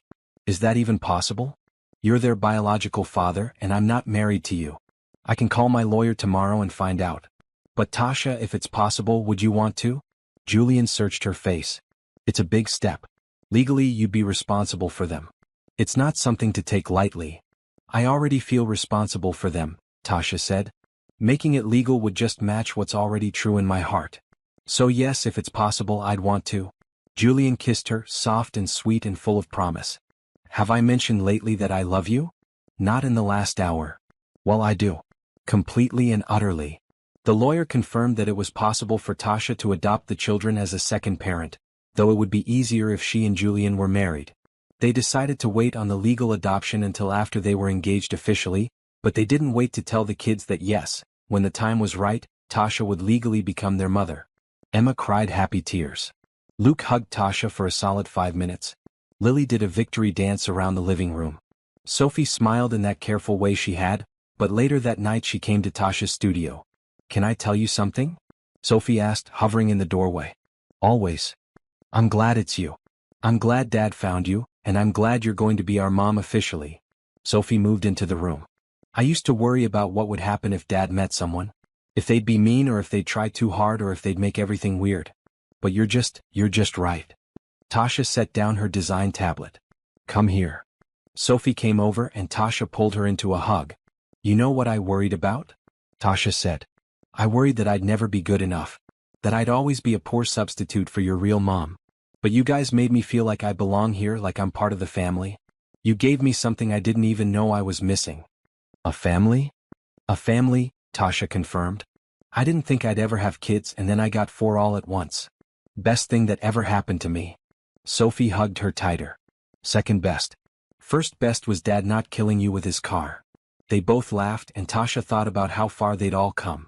From strangers brought together by an accident to a real family, chosen and cherished. That night, lying in bed next to Julian, Tasha finally felt complete. The secret she'd been carrying was out, and instead of driving him away, it had brought them closer. He loved her exactly as she was, broken parts and all. Thank you, she whispered in the darkness. For what? For not caring that I'm not perfect. For loving me anyway. Julian rolled over to face her. You are perfect. Not despite your imperfections but including them. You're perfect for me, perfect for this family, perfect exactly as you are. I love you. I love you too. And I've got enough kids for both of us, remember? He grinned. Tasha laughed. You know, when you said that, it was the best response anyone could have given me. It made me feel like I was enough just as I am. You're more than enough. You're everything. They fell asleep wrapped around each other, two people who'd found their perfect fit in the most unexpected way. And in the morning, they'd wake up to four kids who called Tasha Mom, who loved her unconditionally, who made every chaotic moment worth it. Tasha had spent years thinking her inability to have children made her incomplete. But lying there in the darkness, surrounded by the life she'd built, she finally understood the truth. She wasn't incomplete at all. She was whole, loved, and exactly where she was meant to be. 3 months after their conversation about adoption and the future, Julian took Tasha on a weekend trip. His mother came to stay with the kids, and for the first time in nearly a year, they were alone together for more than a few hours. They drove up the coast to a small bed and breakfast overlooking the ocean. The room was beautiful, all white linens and ocean views, but Tasha barely noticed. She was too busy being nervous. You're quiet, Julian observed as they walked along the beach that first evening. Everything okay? Just thinking. About us, about the kids, about how fast everything is moving. Tasha picked up a shell and examined it. Sometimes I still can't believe this is my life. Good can't believe or bad can't believe? Good. Definitely good. She slipped her hand into his. I wake up some mornings and have to remind myself that this is real. That I get to live in that beautiful house with those amazing kids and with you. Julian stopped walking and turned to face her. The sun was setting behind him, turning the sky shades of orange and pink that would have been beautiful if Tasha wasn't so focused on his face. I want to make it more real, he said. More permanent. Julian. He pulled a small box from his pocket and Tasha's breath caught. I know we said someday. But Tasha, every day with you is better than the day before. Every morning I wake up grateful that you're in my life, in our lives. I don't want to wait for someday when I'm already sure about forever. He opened the box to reveal a ring, simple and beautiful, with a single diamond that caught the fading sunlight. Tasha Green, will you marry me? Will you be my wife, my partner, and officially be the mother to my children? Will you build the rest of our lives with me? Tasha looked at the ring, at Julian's hopeful face, at the ocean stretching out behind them. She thought about Emma's drawings that always included her now. About Luke's proud smile when he brought home good grades. About Lily's soccer games where she was now listed as a parent. About Sophie's careful trust that had grown into real love. She thought about how Julian looked at her every morning like she was something precious. How he supported her business dreams. How he'd said he had enough kids for both of them and meant it completely. There was only one answer. Yes, she said, her voice strong and sure. Yes to all of it. Julian's smile was brighter than the setting sun. He slipped the ring on her finger and it fit perfectly like everything else about them. Then he kissed her and Tasha felt like her heart might burst from happiness. The kids are going to lose their minds, Julian said when they finally pulled apart. Emma's been planning our wedding since the day you moved in. Has she really? She has a whole folder. With pictures cut from magazines and color schemes and everything. He laughed. Sophie helped her put it together. I think they've been waiting for this moment as much as I have. They stayed on the beach until the stars came out talking about their future. They wanted a small wedding, just family and close friends. They'd tell the kids first thing when they got home. They'd start the adoption process immediately after the wedding. Can we make one thing clear? Tasha said as they walked back to the bed and breakfast. I'm not changing my name. Julian looked surprised. You're not. I'm keeping Green professionally because it's my business name, but I was thinking, what if the kids and I all became Bennett Green? Hyphenated. That way we're all connected, but I'm not erasing who I was before. I love that, Julian said immediately. It shows that you're not just joining us, we're all becoming something new together. Exactly. The next morning they called Diane to give her the news before telling the kids. She cried happy tears and immediately started planning. The garden would be perfect for a summer wedding, she said. Oh, and I have my mother's wedding veil that Caroline wore. Perhaps you'd like to wear it too. Tasha was touched. Are you sure? That's a family heirloom. And your family, Diane said firmly. You're marrying my son and becoming the mother to my grandchildren. That makes you family in every way that matters. When they got home Sunday afternoon, the kids were waiting on the porch. Emma ran to meet them with the others following close behind. Did you ask her? Emma demanded. Did she say yes? Let me see the ring. Julian laughed. How did you know I was going to propose? Grandma told us. She said that's why you went away together. Emma grabbed Tasha's hand to examine the ring. It's beautiful. You're getting married. We're going to be a real family. We're already a real family, Tasha corrected gently. But yes, your dad and I are getting married. The kids erupted in cheers. Lily jumped up and down. Luke high-fived Julian. Sophie tried to look cool about it but couldn't hide her smile. When's the wedding? Sophie asked. Emma's been planning it forever. She has a whole folder. I heard about the folder. We'd love to see it. Emma ran inside and came back with a thick binder covered in stickers. Inside were magazine clippings, hand-drawn sketches, and detailed notes about everything from flowers to cake flavors. This is impressive, Tasha said, flipping through pages. You really thought of everything. I wanted to be ready. Emma pointed to a picture of a flower girl dress. Can I wear this? And can Sophie be your maid of honor? And can the twins walk you down the aisle since you don't have a dad? Tasha's throat tightened. Her father had died when she was young, and she'd always known that when she got married, that walk would be bittersweet. I'd be honored to have Luke and Lily walk me down the aisle, she said. If they want to. Yes, they said together. They spent the rest of the day looking through Emma's folder and talking about the wedding. They decided on a summer ceremony in the garden, just family and a few close friends. They'd have it catered but keep it simple. They'd write their own vows. Can we be part of the ceremony? Luke asked. Like, can we say something about becoming a family? That's a wonderful idea, Julian said. We'll make sure all 4 of you are part of it. Over the next few months, wedding planning became a family affair. Sophie helped Tasha choose a dress, a simple cream-colored gown that was elegant without being fussy. Emma and Lily picked out their own dresses, both in shades of green that complemented the garden setting. Luke got a suit that matched Julian's, and he wore it around the house for days practicing his important walk. Tasha's design business continued to thrive. She hired 2 more assistants and officially opened a small studio in downtown Seattle, though she still did most of her work from home. The kids loved visiting the studio, and sometimes after school they'd all go there together. Luke would do homework in the quiet office while the girls explored the design materials and Julian worked on his laptop in the corner. This is nice, Julian said one afternoon, watching his family scattered around the studio. All of us together while you work. It is nice. I never thought I'd have this when I opened the business. A family to share it with. The weeks before the wedding were chaotic in the best way. Diane came to stay for 2 weeks to help with preparations. Tasha's mother flew in from Atlanta and immediately bonded with Diane over stories about their children. The 2 women spent hours together planning and cooking and laughing. Your Julian is a good man, Tasha's mother told her one evening. And those kids, they love you completely. You found your place, baby girl. I did. It just looked different than I expected. The best things usually do. The morning of the wedding, Tasha woke up in the guest house surrounded by her bridesmaids. Sophie, her best friend Kenji, and 2 friends from college.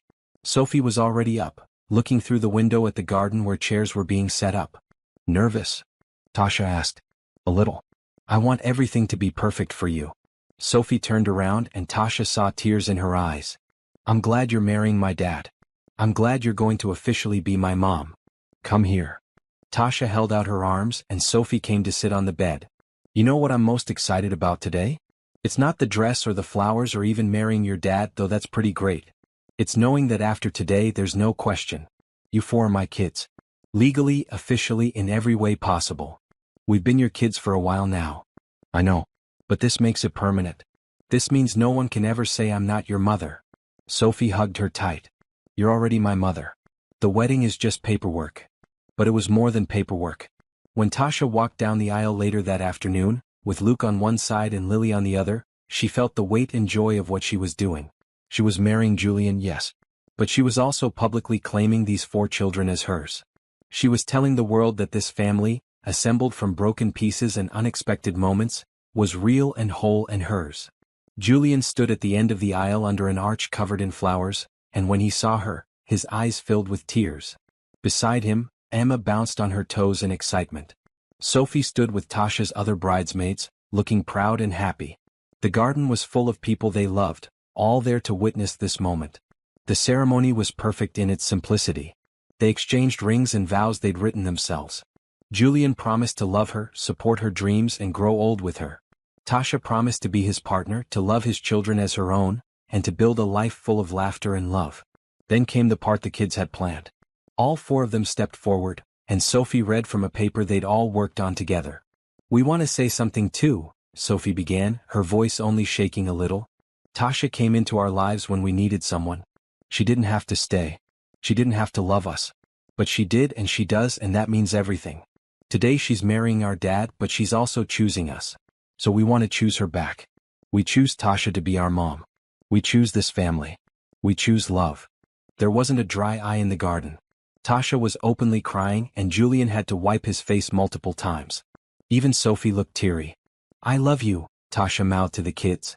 "We love you too, Mom," Emma said loudly, making everyone laugh. When the officiant finally pronounced them married, Julian kissed Tasha like they were the only two people there. The kids cheered. The guests clapped. And Tasha felt like her heart might actually explode from happiness. The reception was joyful and relaxed. They ate good food, danced to music the kids had helped choose, and celebrated with the people who mattered most. Emma gave a speech about how Tasha made the best pancakes and always braided her hair just right. Luke talked about how Tasha helped him believe he could do anything, even when reading was hard. Lily said Tasha was the loudest cheerer at all her games. Sophie spoke about how Tasha listened without judging and made her feel heard. By the time Tasha and Julian cut the cake, Tasha felt full to bursting with love. This was her family. These were her people. This was her life, and it was more beautiful than anything she could have imagined. That night, after the guests had left and the kids were finally asleep, Julian and Tasha sat on the back porch looking at the stars. "We did it," Julian said. "We're married. We're married." Tasha looked at her ring, still not quite believing it was real. "I'm a wife and a mother and a business owner. A year ago, I was just trying to pay rent. A year ago, I hit you with my car. Best accident of my life. Worst meet cute ever. And yet here we are." Julian pulled her closer. "Mrs. Bennett Green. How does it feel?" "Like I'm finally home." They sat there in comfortable silence, listening to the night sounds and enjoying the peace. Inside the house, their children slept safe and loved. Tomorrow they'd start the adoption paperwork to make Tasha's legal connection to the kids official. Next week they were taking a family honeymoon to the beach. Next month, life would continue with all its chaos and joy. But right now, in this moment, everything was perfect. "Thank you," Tasha whispered. "For what?" "For not giving up on me. For seeing past my fear and recognizing that I belonged here before I did. Thank you for staying after I literally ran you over." Julian kissed her temple. "And for loving my kids like they're your own." "They're my own. That's the best part." Tasha snuggled closer. "I can't have biological children, but I have 4 kids who chose me just as much as I chose them. That's better than anything I could have imagined." "Good," Julian said, echoing what he'd said that night months ago. "Because I've got enough kids for both of us, remember?" Tasha laughed, feeling lighter and happier than she ever had before. She'd found her family in the most unexpected way, built from accidents and choices and love that grew deeper every day. And it was more than enough. It was everything. 2 years after the wedding, Tasha sat in her downtown studio office, looking at the framed family photo on her desk. It had been taken at Lily's championship soccer game last month. All 6 of them were muddy and laughing, holding the trophy together. Sophie was 14 now, preparing for high school and already talking about art schools for college. Luke and Lily were 12, navigating the complicated world of middle school with varying degrees of success. Emma was 8, still drawing constantly but also discovering a love of theater. And Julian and Tasha were stronger than ever, their partnership deepening with every challenge they faced together. The adoption had been finalized a year ago. Tasha was now legally mom on every form, every school document, every medical record. The kids were officially Bennett Greens, carrying both their father's name and the name of the woman who chose to love them. Her assistant knocked on the door. "Tasha? Your 3 o'clock is here. Send them in." A young couple entered, both looking nervous. They'd reached out to Tasha through her website, wanting to commission some artwork for their new home. But when they sat down, the woman started crying. "I'm sorry," she said, wiping her eyes. "We're not here about art." "Well, we are, but that's not the main thing." "What's going on?" Tasha asked gently. The man took the woman's hand. "We saw an interview you did last year. The one where you talked about building your family, about how you can't have biological children but you became a mother anyway." Tasha nodded. She'd done that interview for a parenting magazine, talking honestly about her journey. It had resonated with more people than she'd expected. We're in a similar situation, the woman continued. I can't have kids either. And Mark, he has 2 children from a previous marriage. We've been together 2 years and I love his kids so much, but I'm terrified. What if I'm not enough? What if they never really see me as their parent? What if I'm always just the stepmother? Tasha felt her heart squeeze with recognition. She remembered those exact fears, that exact terror of not being enough. Can I tell you something? Tasha said. When I first started taking care of Julian's kids, I was convinced I'd mess it up. I had no experience with children. I was just a freelance designer who got hit by a car and somehow ended up living with a ready-made family. The couple smiled slightly. Every day I worried that I wasn't doing enough, being enough, that the kids would realize I was a fraud. Tasha picked up the photo from her desk. But you know what I learned? Love isn't about biology. It's about showing up every day. It's about helping with homework and cheering at soccer games and braiding hair before school. It's about listening when they're upset and celebrating their victories and just being there, consistently, with your whole heart. But how do you deal with not having your own? The woman asked. Doesn't it hurt, knowing you'll never have that biological connection? It did hurt for a long time. I thought I was broken and complete. Tasha smiled. But now I know that's not true. I have 4 kids who call me mom. Who run to me when they're hurt. Who ask my advice on everything from school projects to life problems. The fact that I didn't give birth to them doesn't make them any less mine. What if his kids don't accept me? They might not, right away. Sophie didn't trust me for months. She'd been hurt before and she was protecting herself. Tasha remembered those early days, the careful distance Sophie had maintained. But I kept showing up. I kept being consistent and honest and present. And eventually she let me in. They all did. The couple looked at each other, something hopeful blooming in their expressions. You said in the interview that getting hit by a car was the best thing that ever happened to you, Mark said. Did you really mean that? I really did. Because that accident led me to Julian and his kids. It led me here, to this life, to this family. Tasha stood up and walked around her desk. Look, I'm not going to tell you it's easy. Blended families are complicated. There will be hard days and moments of doubt. But if you love those kids and you're willing to put in the work, it can be the most rewarding thing in the world. Can I ask you one more thing? The woman said. Do your kids know you're not their biological mother? Do they care? They know their mother died when the youngest was born. They remember her to varying degrees and we honor her memory.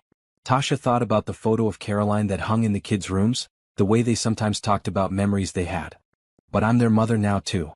Both things can be true. And no, they don't care that I didn't give birth to them. To them, I'm just mom. The couple left an hour later with both tears and smiles. They commissioned 3 pieces of art for their home, but more importantly, they left with hope. Tasha had given them what no one had given her when she was terrified. Permission to believe this could work. When Tasha got home that evening, the house was its usual chaos. Lily was practicing soccer in the backyard. Luke was at the kitchen table struggling with math homework. Emma was singing show tunes at full volume in the living room. Sophie was on her phone, probably texting her friends but actually in the same room with everyone instead of hiding in her bedroom, which was progress. Julian was cooking dinner, looking harried but happy. How was your day? He asked, kissing her hello. Interesting. I'll tell you later. Tasha looked around at her family. Where do you need me? Luke needs help with fractions. Emma needs someone to run lines with her for the school play. Lily kicked a ball through the fence again, so we need to talk to the neighbors. Sophie is pretending she doesn't want to show you her latest drawing, but she definitely does. And I need someone to tell me if this sauce tastes right. Tasha laughed. Just another normal evening. Just another perfect evening, Julian corrected. After dinner, after homework and bath time and story time, after all 4 kids were finally asleep, Tasha and Julian had their nightly ritual of sitting on the back porch together. I met a couple today who reminded me of us, Tasha said, telling him about the young woman who couldn't have children and was struggling with becoming a stepmother. I hope I helped them. I'm sure you did. You always do. Julian took her hand. It's funny how our story keeps coming up. People are fascinated by how we met. By how you hit me with your car. Best worst decision I ever made, stopping to text while driving. He squeezed her hand. Have I told you lately how grateful I am that you didn't sue me? Not in the last few days. Well, I am. Grateful for everything. For you, for us, for this family we've built. Julian looked at the house where lights glowed in the windows. Sophie told me today that she wants to study art therapy in college. She says you inspired her. She did? She didn't tell me that. I think she was worried you'd cry. Julian grinned. You do tend to cry when the kids do something touching. I'm emotional. Sue me. Never. I love your emotions. I love how much you care about them, about all of us. He pulled her closer. Luke's teacher called me today too. She said his reading scores have improved dramatically over the past 2 years. She credits the extra work you've done with him. He's worked so hard. That's all him. It's both of you. And Lily's coach mentioned that she's more confident on the field now that she has both parents cheering for her. And Emma, well, Emma tells everyone who will listen that her mom is the best artist in the world and also makes the best pancakes. Tasha felt tears prickling her eyes because of course she did. They're good kids. They're happy kids. Because of you. Julian turned her face toward his. You know what Sophie said when I asked her what she wanted for her birthday? What? She said she already has everything she wants. A family that loves her, a mom who gets her, and a future that feels possible. His voice was thick. That's because of you, Tasha. You gave her that. We gave her that. Both of us together. Together, Julian agreed. That's how we do everything now. They sat in comfortable silence, watching the stars and listening to the night. Inside the house, their children slept, safe and loved and secure. Tomorrow would bring new challenges, new homework struggles and friend drama and all the complicated beauty of raising 4 kids. But they'd face it together like they faced everything. Do you ever think about that day? Tasha asked. The day you hit me? All the time. I think about how different my life would be if I hadn't been distracted, if I'd been paying attention, if I'd driven down a different street. Julian pulled her onto his lap. Everything good in my life right now started with that accident. Everything good in my life started with being poor enough to not immediately refuse your help. Tasha laughed. I was so scared to take your money, to accept your kindness. But I did, and it changed everything. You changed everything. You took 4 kids who were drifting and gave them an anchor. You took a man who was surviving and taught him how to live again. Julian kissed her softly. I love you more today than I did the day we got married. And I'll love you more tomorrow than I do today. That's very poetic for a tech CEO. You inspire poetry.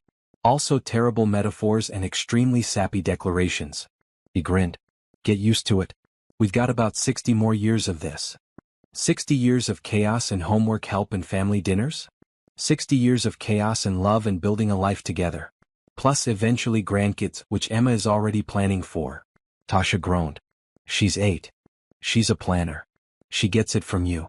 They stayed on the porch until the night turned cold, then went inside to their bedroom.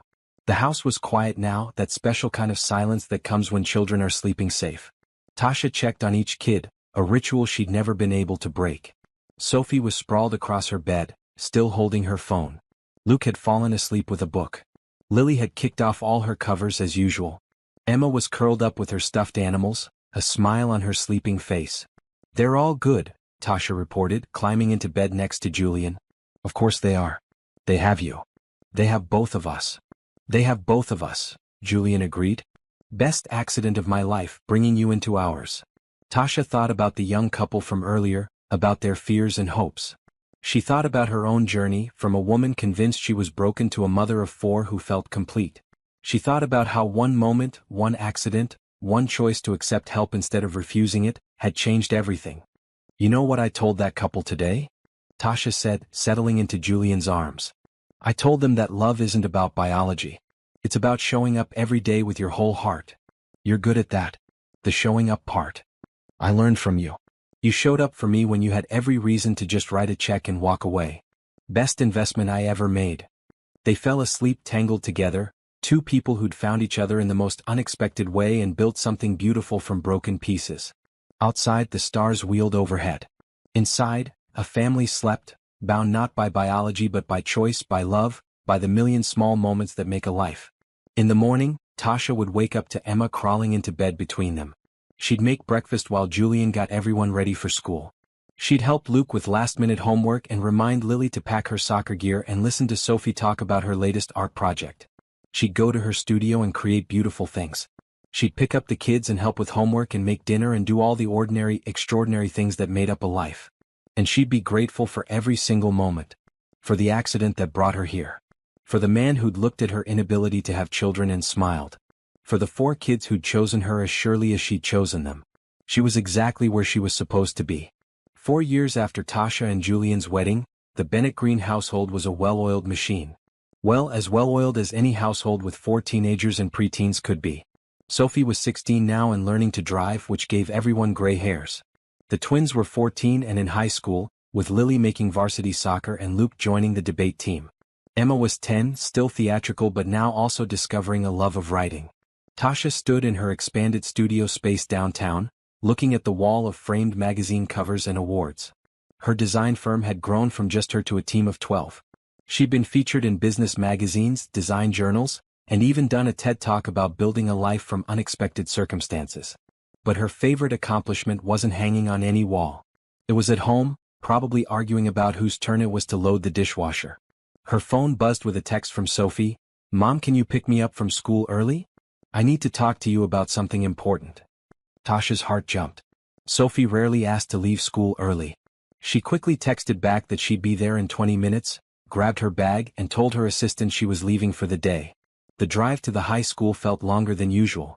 Sophie was waiting by the curb, looking serious but not upset. She climbed into the car without her usual greeting. "What's wrong?" Tasha asked immediately. "Nothing's wrong. I just needed to talk to you without everyone else around." Sophie buckled her seatbelt. "Can we go somewhere? Maybe the park by the house." They drove in silence to the small park near their property, a place they'd spent countless afternoons over the years. Once they were settled on a bench overlooking the pond, Sophie finally spoke. "I got my college application essay back from my English teacher today.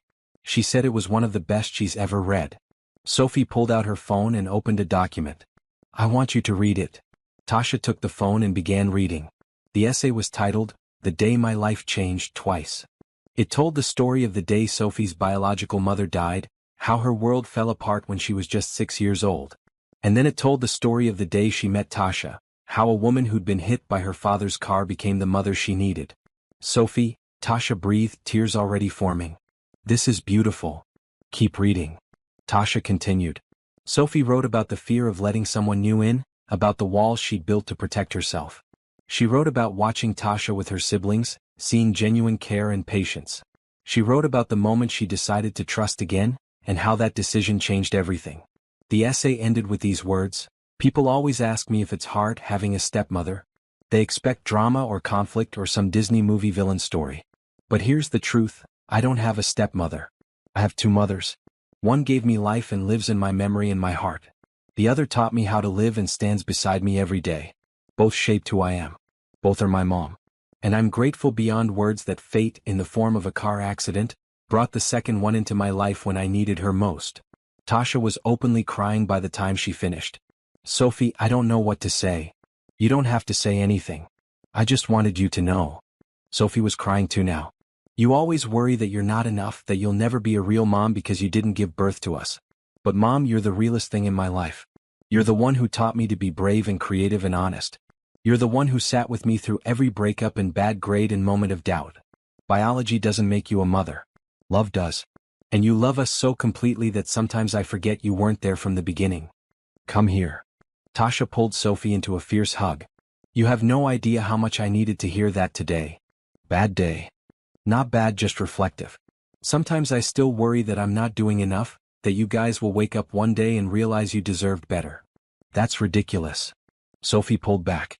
"You're the best mom we could have asked for. Even when you're embarrassing and overprotective and cry at literally everything." "I do not cry at everything. You cried at Luke's haircut last week. He looked so grown up." "Exactly my point." Sophie smiled. "But we love that about you. We love all of you." They sat on the bench for a while longer, watching ducks glide across the pond. Sophie talked about her plans for college, her dream of studying art therapy so she could help kids like her younger self work through grief and change. Tasha listened and offered advice, marveling at how this guarded 12-year-old had become such a thoughtful, articulate young woman. When they got home, Julian's car was already in the driveway. Unusual for 3 in the afternoon on a weekday. Tasha and Sophie exchanged glances and went inside to find Julian in the kitchen with all 3 other kids, and they were all trying very hard to look innocent. "What's going on?" Tasha asked suspiciously. "Nothing," Luke said in a voice that clearly indicated something. "We're just hanging out," Lily added, leaning against the counter in a way that looked posed. Emma bounced on her toes, unable to contain her excitement. "Are you surprised?"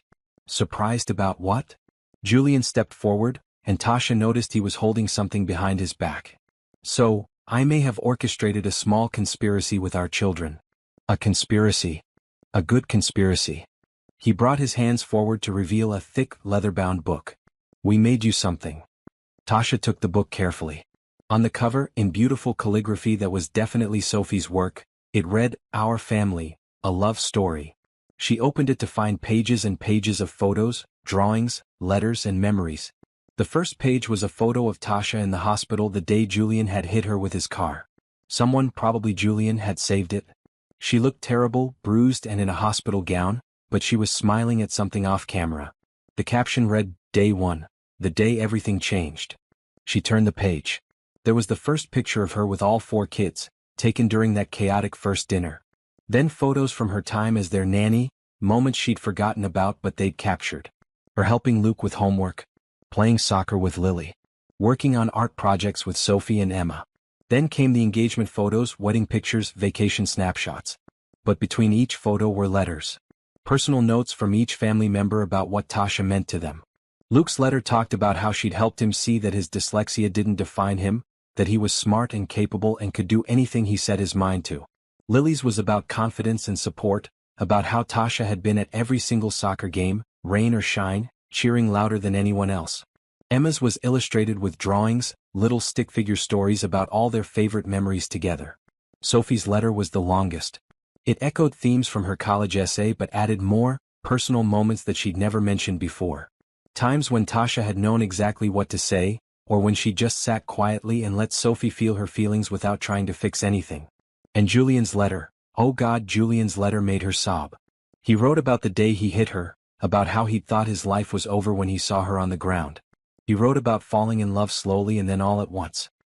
He wrote about watching her become a mother to his children and knowing with absolute certainty that she was the missing piece they'd all been searching for. The last page was a new family photo, taken just last week. All 6 of them laughing at something Luke had said, a candid moment captured perfectly. Beneath it, in everyone's handwriting together, were the words, This is our family. Built on love, choice and one lucky accident. Here's to forever. Tasha closed the book and looked up at her family, all watching her with hope and love and anticipation. This is, she started, then had to stop because she was crying too hard to speak. She loves it, Emma declared. I knew she'd cry. Happy crying, Tasha managed. This is the most beautiful thing anyone's ever given me. Do you like the title? Sophie asked. I wanted to call it, That Time Dad Hit Mom with His Car, but I got outvoted. Everyone laughed and suddenly they were all hugging, a big messy group hug in the middle of the kitchen. These were her people. Her family. Not by birth but by choice, which somehow made it even more precious. That night, after dinner and homework and the usual evening chaos, Tasha sat in the living room looking through the book again. Julian found her there, still crying happy tears. You okay? He asked, sitting beside her. More than okay. This book, what the kids wrote, what you wrote, it's everything I've ever wanted to hear but was afraid to ask for. We wanted you to know how much you mean to us. Not just today but for always. Julian put his arm around her. You saved this family, Tasha. We were functioning before you but we weren't really living. You taught us how to live again. You all saved me too. Tasha leaned into him. I was so lost before I met you. I had a business and a life but no real purpose. No one who needed me. Now I have 4 kids who need me every single day, and a husband who makes me feel like I'm the most important person in the world. You are the most important person in the world. My world at least. They sat quietly for a moment, then Tasha asked something that had been on her mind lately. Do you ever wonder what our lives would have been like if you hadn't hit me that day? If you'd been paying attention or I'd walked out of the coffee shop 2 minutes later? Sometimes. But not in a wishing way, more in a grateful way. Julian kissed her temple. I think about all the tiny moments that had to align perfectly for us to meet. If Sophie's school hadn't called. If my nanny hadn't quit that morning. If you hadn't been checking your phone. Any one thing different and we might have missed each other completely. That's terrifying. It is. But it also makes me appreciate what we have even more. He tightened his arm around her. We found each other against all odds. We built something beautiful from what could have been just a terrible accident. That means something. Sophie appeared in the doorway, wearing pajamas and looking younger than 16. Can I talk to you guys? Of course, sweetheart. Tasha patted the couch beside her. Sophie sat down and took a breath. I know I already gave you the book and the letter and everything, but there's something else I want to say. Well, ask actually. What is it? Julian asked. My biological mom, I barely remember her. I was 6 when she died, and most of what I know about her comes from stories and pictures. Sophie looked between them. But you, Mom Tasha, I remember everything about you. Every moment from the day we met. You're the mother I actually know, the one who shaped who I am. Sophie, you don't have to say this. Yes, I do. Because I need you to know. Sophie's eyes were wet. When people ask about my mom, I talk about you. When I think about my future, about my own kids someday, I think about raising them the way you raised us. You're not my stepmother or my bonus mom or any other qualifier. You're my mom. Period. Tasha was crying again, which surprised absolutely no one. And I wanted to ask, Sophie continued, for my birthday next month, instead of a party or presents or whatever, can we do something to make it official? Like, I know you legally adopted us, but can I officially change how I talk about you? No more Mom Tasha, or explanations. Just Mom? Oh, sweetheart. Tasha pulled her into a hug. You can call me whatever makes you comfortable. If that's just Mom, then I'd be honored. Same for me. Luke's voice came from the stairs. He was standing there with Lily and Emma, all of them in pajamas. Apparently this was a planned ambush. You're a mom. We all think so. We've been talking about it, and we want to just call you Mom from now on. If that's okay, Lily added. We don't want you to think we forgot our first mom. We didn't. But you're the mom we have now, and we love you. Please say yes, Emma begged. I've been wanting to call you just Mom for years, but Luke said we should all do it together. Tasha looked at Julian, who was also crying now. He nodded encouragingly. Yes, Tasha said. Yes, of course. I would love that more than anything. The kids cheered and rushed over, creating another group hug that threatened to topple the couch. Julian joined in, and they all sat there in a big pile, laughing and crying and celebrating. After the kids eventually went to bed, truly this time, Tasha and Julian went outside to their favorite spot on the back porch. How are you feeling? Julian asked. That was a lot of emotion for one day. I feel like my heart might explode, but in the best way. Tasha looked at the stars. Do you know what Sophie said earlier at the park? She said I taught her to be brave and creative and honest. But Julian, she taught me those things. All of them did. They taught me that family isn't about biology. That love can happen fast and deep and be absolutely real. That taking a risk on people is worth it. They learned it from you, Julian insisted. You modeled it every day. We learned it from each other. That's what family does. Tasha turned to face him. Can I tell you something? That couple I met a few years ago, the ones who reminded me of us? They sent me a Christmas card last year. They're engaged now, and his kids are part of the wedding party. She wrote me a long note thanking me for the advice and telling me I gave her hope that it could work. You're inspiring people. We're inspiring people. Our family, our story, it shows that there are many ways to build a life. That accidents can become blessings. That broken pieces can create something whole. Speaking of inspiring, Julian said, pulling out his phone. I got an email today from a TV producer. They want to do a segment about unconventional families, and they'd like to feature us. Talk about our story, how we met, how we built this family. What did you tell them? I told them I'd talk to you first. Julian looked at her seriously. It would be invasive. Cameras in our home, interviews with the kids. But it might help people who are struggling with blended families or adoption or any of the things we dealt with. Tasha thought about the young couple in her office, about the emails she got regularly from people who'd read her interviews or heard her speak. She thought about Sophie's essay and Luke's improved confidence and Lily's security and Emma's joy. Let's do it, she said. If the kids are comfortable with it, let's share our story. Maybe it will help someone else believe that love can look different than they expected and be just as real. What does family mean to you? Is it blood, or is it the people who show up for you every single day? Drop a comment with your thoughts, and don't forget to subscribe to follow this family's journey. You won't want to miss what happens next. 2 months later, a camera crew spent a week at their house. They filmed morning chaos, homework sessions, soccer games, family dinners, and quiet moments on the back porch. They interviewed each family member separately, getting everyone's perspective on how they'd become a family. When the episode aired, Tasha watched it with Julian and the kids, all of them crowded on the couch together. It was strange seeing their life reflected back at them, but it was also beautiful. The producers had captured the love, the laughter, and yes, the chaos that made them who they were. The response was overwhelming. Tasha's email inbox flooded with messages from people thanking her for sharing their story. Single parents who felt less alone. Step-parents who felt validated. People struggling with infertility who found hope in a different path to parenthood. One email in particular stood out. It was from a woman named Patricia who wrote, "I'm a widow with 3 kids and I've been dating someone wonderful for a year. But I've been too scared to let him meet my children, scared they'll reject him or he'll realize it's too much responsibility. Watching your episode made me realize I'm not protecting anyone by keeping them separate. I'm just preventing the possibility of something beautiful. Thank you for giving me the courage to take that risk." Tasha read the email to the family at dinner that night. "See," Emma said proudly. "We help people just by being us." "That's the best kind of helping," Sophie agreed. Life continued in its beautiful, chaotic way. Sophie got her driver's license and immediately drove her siblings everywhere, giving Julian and Tasha a bit more freedom. Luke made the honor roll every semester, his dyslexia no longer a barrier but just another part of who he was. Lily's soccer team made it to the state championships. Emma's school play was so well received that she decided she wanted to be a playwright when she grew up. And through it all, Tasha and Julian stood together, partners in the truest sense. They supported each other's careers, parented as a team, and fell more in love with each passing year.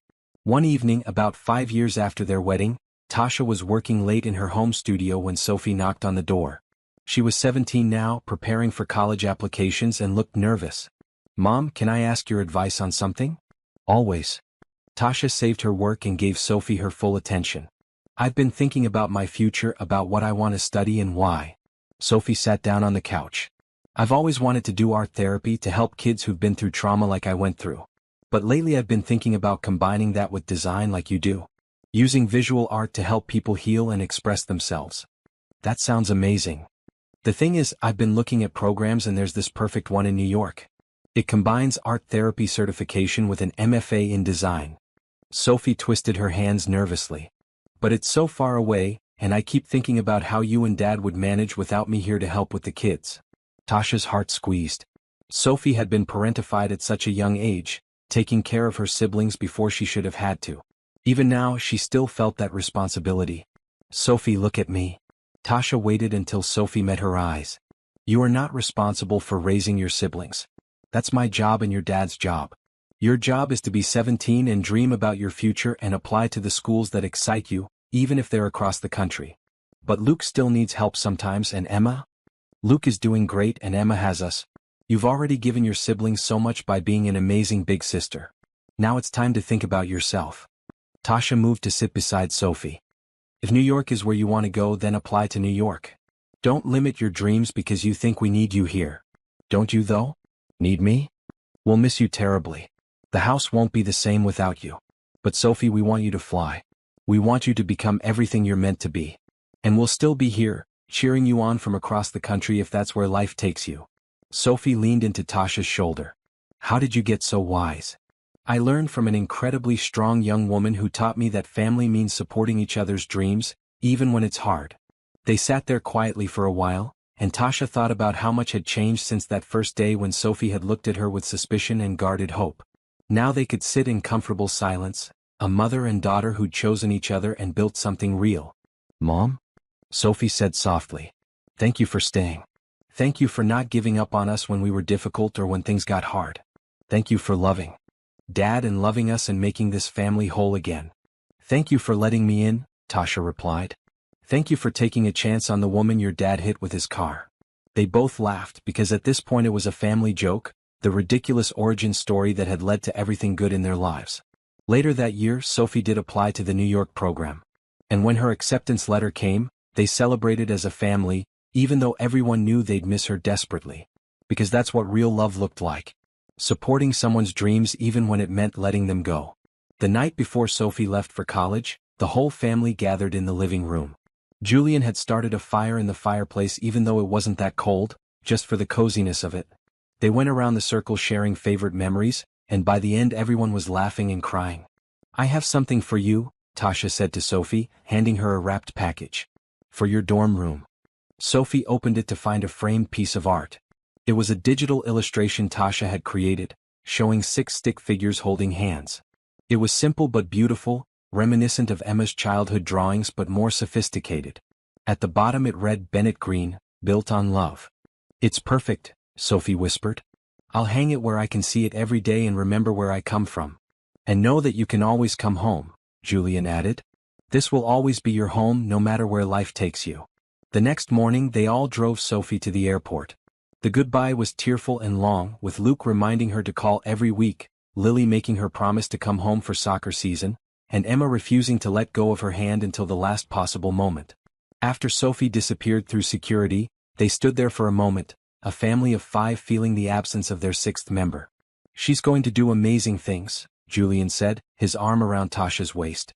She already has, Tasha replied. We all have.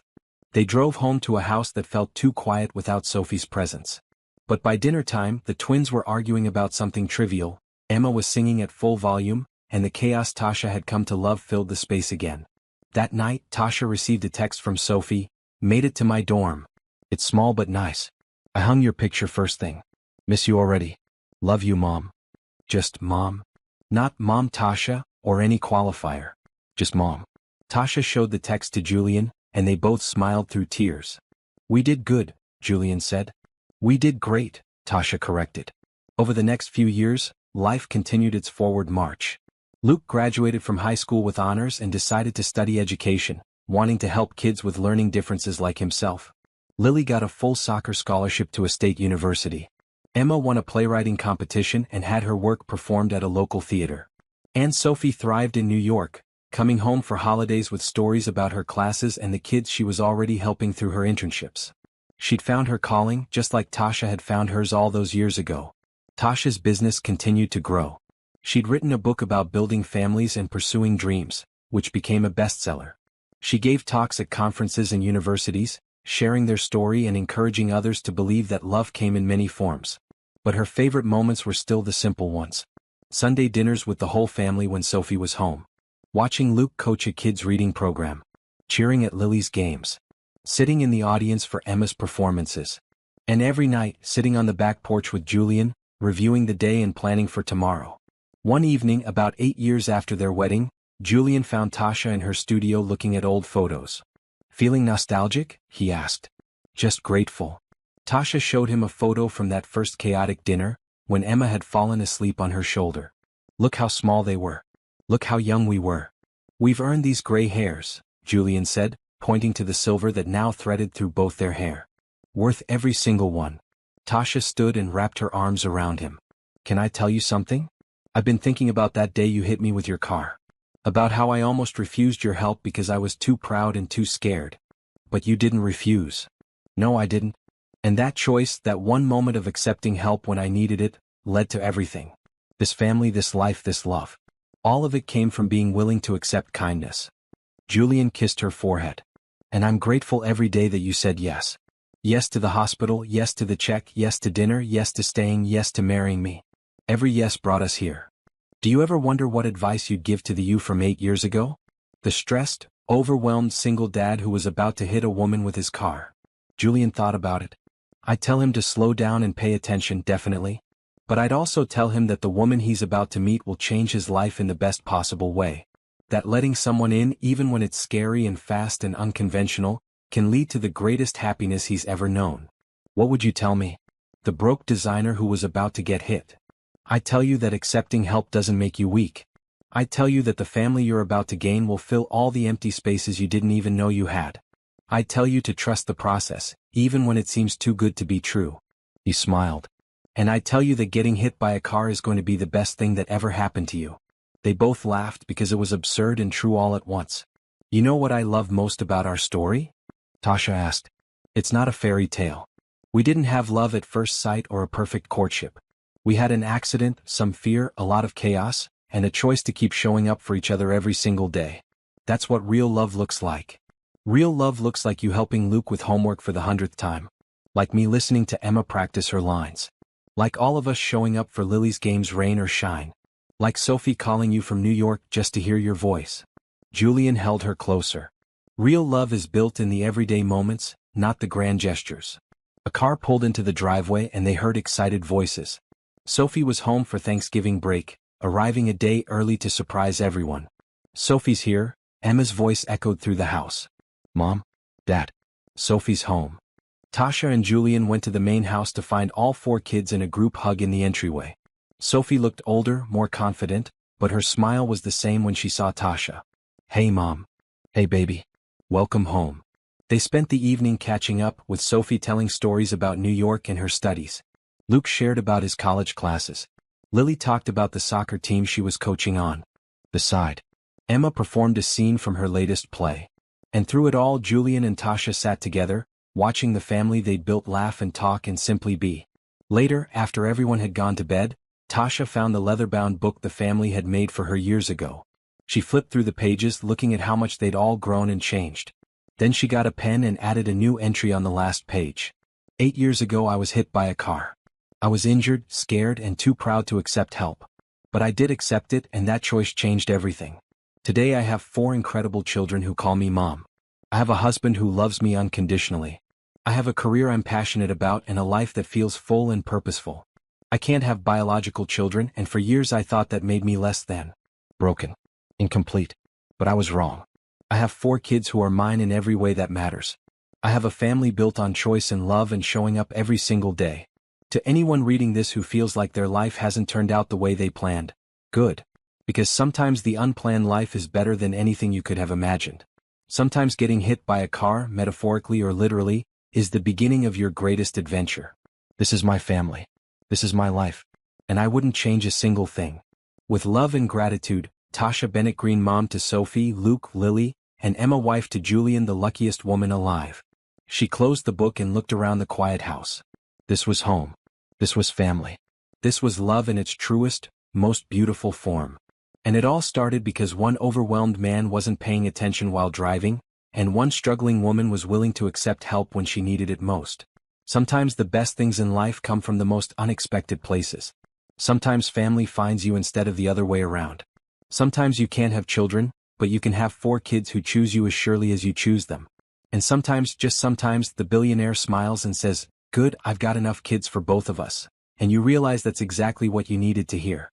Tasha turned off the lights and went to bed, grateful for every moment, every choice, every accident that had led her here. She was finally, completely, perfectly home.